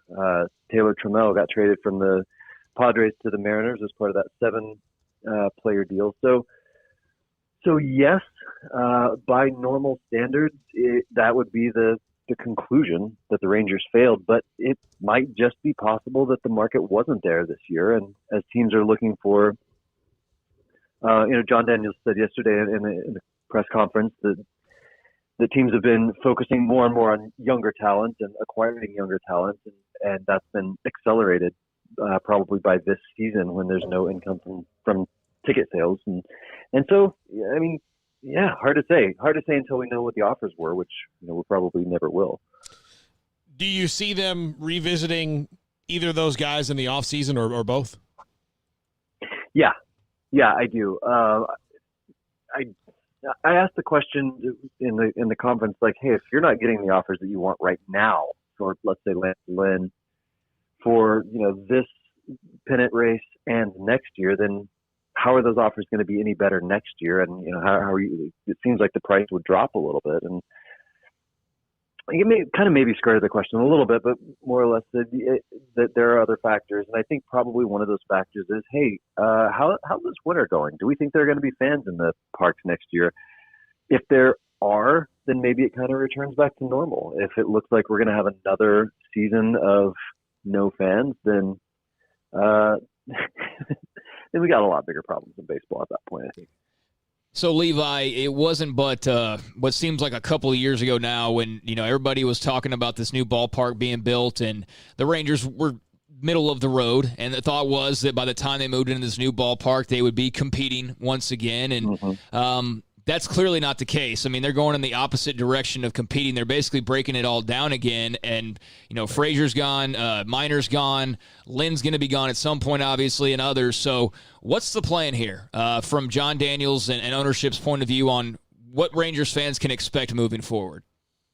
Man, I've tried to explore this a little bit this week. And there are some exciting young prospects that are on the way up. You've got Kyle Cody is going to get a start on Friday. It'll be a short start, kind of like a piggyback situation, but he could be an exciting guy. You got some, the Sam Huffs of the world down there, and the Rangers just called up a couple of other guys to the alternate site today. Steele Walker is the guy that they got in exchange for Nomar Mazara. I think when a lot of the Rangers' talent is, and I think this is the case right now, at that sort of like high A and double A level, a season like this where there's no minor league baseball can make it really easy to kind of forget that those guys exist and that they're around, and because they're not playing. You're not able to look down and go, oh man, he's torching high A. I can't wait to, oh, look, he got called up to double A. Oh, he's holding his own at double A too. This is really exciting. Like, none of that happens. This work is being done in the shadows right now. And so the hope is, and I'm not, I'm not trying to be a mouthpiece of the team. I don't know if this is going to work or not, but the hope is that sort of level of those guys that are kind of in the high A and getting into the double A range right now, that those guys are going to be, the Hans Krauses of the world are going to be the next wave of success for the Rangers. Levi, does the way that people are drafted now, players are drafted, because of the way the contracts are structured, does that make it more difficult that teams want to keep what they have? Anything to do with that as well, with not trying to give up too much of your youth? Oh, for sure. And part of it is, we're in I think getting to the end of a wave, and who knows, maybe we're in the middle of it, but a wave where technology has become more available to younger people. So, 10 years ago, somebody like Driveline in Seattle, and they're breaking down, spin rates, and here's these high-tech cameras, and we can help you adjust your, arm slot a millimeter in either direction, and all of a sudden you get some of these success stories of guys that, Trevor Bauer, who has worked really, really hard and become one of the world's best pitchers because of things that he was doing that involved like technology that not many people had. Well, now anybody can get that. If you've got enough money, you can get that technology and set it up in your backyard. And so young players, whenever they're getting into professional baseball, it's not a matter of them having to now learn these really advanced things that only the most advanced big league teams were using at one point. Now it's commonplace. And so at that point, you're just waiting for their body to kind of fill out. And so players are more talented at younger ages. Well, and then as you brought up, the way that the collective bargaining agreement is structured, you've got these guys under control once they get to the big leagues for as many as 6 years after being added to the 40-man roster. And so if you're getting the same amount of talent for cheaper, then why would you pay more? And I think that's one of the things that's going to have to be addressed in the CBA at the end of this season, or at the end of next season, is paying younger players if they're going to be contributing more to your product and they're going to be a bigger part of the of what is bringing in fans and what's bringing in profit, then you have to pay them more. And so I think we are seeing that sort of those two factors kind of crash into each other like waves right now. Levi, I don't think we'll probably see the same lineup 2 nights in a row now, given what they're going to have to shuffle around just with all the young guys on the roster. How do you expect them to handle that, especially from an outfield perspective where, really most of the guys you have listed on your roster are listed as infielders, albeit guys like Nick Solak and Isaiah Falefa can kind of play all over the place? Yeah, I think the outfield is going to be really interesting. Tonight's going to be a fun one to watch because you've got Gallo in right field, Leody Taveras in center field, and then they just called up Eli White, who Chris Woodward and John Daniels both really spoke highly of his defensive prowess. So that'll be a fun defensive outfield to watch. Now, the question about Eli White has been, can he hit the ball? he transferred. He's one of those guys that was an infielder, but he's pretty much a full-time outfielder now. So I think they'd like to get a look at, especially Taveras and White, for the future moving forward. There will be times that Solak slides back out to left field and Anderson Tejeda plays second base. But yeah, I'm really interested to take a look at Eli White at the big league level this year, which I think is something that we might not have gotten to see in a regular season. I think in it, rather than sort of seeing one or two prospects, you're going to get to see a lot more young guys really get a shot at the big leagues, just because the team doesn't have a AA or AAA team to watch them play. With looks at all these young guys, Levi, has there been anybody you've seen to this point that intrigues you or maybe caught your notice? Well, the easy answer is going to be Leody Taveras. Yeah. I mean, everybody's been waiting for him to come up for a while, and he's looked so good in the outfield and swung the bat all right. I mean, he seems to be holding his own. So, yeah, I hate to be a front runner or tell everybody that the number one song on the charts is my favorite song, but that's in the fun guy. I guess Kyle Cody is the other one. If you want to picture it, he's looked really, really good. And if he can do that over, he's been coming in relief. He's usually a starter, so he's been able to just air it out for an inning or two at a time. I'll be really interested to see how it goes on Friday for him when he's going. They're hoping that he makes it through 4 innings. I think hasn't really thrown a whole lot since 2017 because he's had the arm problems, and so. But he was the Rangers minor league pitcher of the year in 2017, and so it's been kind of a long pause on his career, and he's finally here, and so far so good. Thank you very much, Levi. We appreciate your time. Astros Craig. tonight. Yeah, Astros. Rangers and Astros the first Rangers, time. Yeah, they play them a lot the last month, don't they? That's great. The Astros are they red haven't hot. played them at all until September. That's crazy, right? Yeah, that is weird. One of the weird parts about the schedule. Levi, thank you. Appreciate your work. Yeah, my pleasure. Take care. That's Levi Weaver, theathletic.com, and the Rangers and many things of who they are. Appreciate him being a part of the show. You do not care about the Rangers at all, do you? Right now? Right. No, here's the problem I have. It's like in the NBA. Either you're really, really good or you have to be awful. Or you're like the Mavericks and you can see things getting bright. better where you're not far in. They made the playoffs. And you could see at least the future. With the Rangers, it just doesn't seem like you could see the future. Well, that's why I asked him that question. You can see the future. It just there's nothing there but clouds. Right. Actually, you can see all of the future for the rest of this season because we're going to see all these guys. So actually, that's kind of a point of maybe wanting to tune in is to see Leody Taveras and to see all of these other young guys who they're hoping will be the group that lifts this thing off once again. But that's why I asked him the question as far as what are the expectations supposed to be for Rangers fans? Are you now telling us hey, go ahead and get cozy in the loser's bunker for a couple more years because we got to wait for these guys to mature? And if that's the case, hey, go ahead and tell me that outright so I know what to expect. It's like when the Astros tanked and they told their fans hey, we're really going to suck. We're going to be the worst team in baseball, but just wait. And what happened? They went and won a World Series a few years later and got to play for another one and are still competing for more. So, yeah, I wish the Rangers could just get it figured out, but it's clear that they now know what direction they have to go in, and at least we get to see the young guys, and we get to see the two Texas teams tangle for the first time tonight, but we'll see them a lot here over the next few weeks. So, as you guys know, I watch baseball pretty much every night, and I've got the MLB package on my television and all that stuff, and so I watch lots of games, I'll flip around, but the ones I watch the most are the Red Sox and the Rangers, and it's been difficult this year to turn on something and be enjoyable, and you can hear it in the broadcasters now where it's oh, well, here we go again. Every night, no matter what you're doing, and not that they're not doing a bad job, but you can hear the slog of you've already had this really weird long year that's only going to be 60 games, and the Rangers have won 12 games, and it's hard to see that they just have no consistency. It's hard to watch. It is. It's definitely difficult to watch. You want me to give you some games that are going on tonight to close this out? So right now in the NBA, the Celtics are already up 1-0 in their series in the Eastern Conference semifinals with the Raptors. Right now, though, those two teams are in action. This is how crazy it is. There is a Eastern Conference semifinals game on, like, pre-evening on a Tuesday. That's just the world we live in now. It's very strange, but they're all locked up right now. Toronto 53-52 over Boston, but Boston does lead that series 1-0 later on the night. A team that definitely has a lot of Baylor ties, the Utah Jazz. Game 7 against the Denver Nuggets.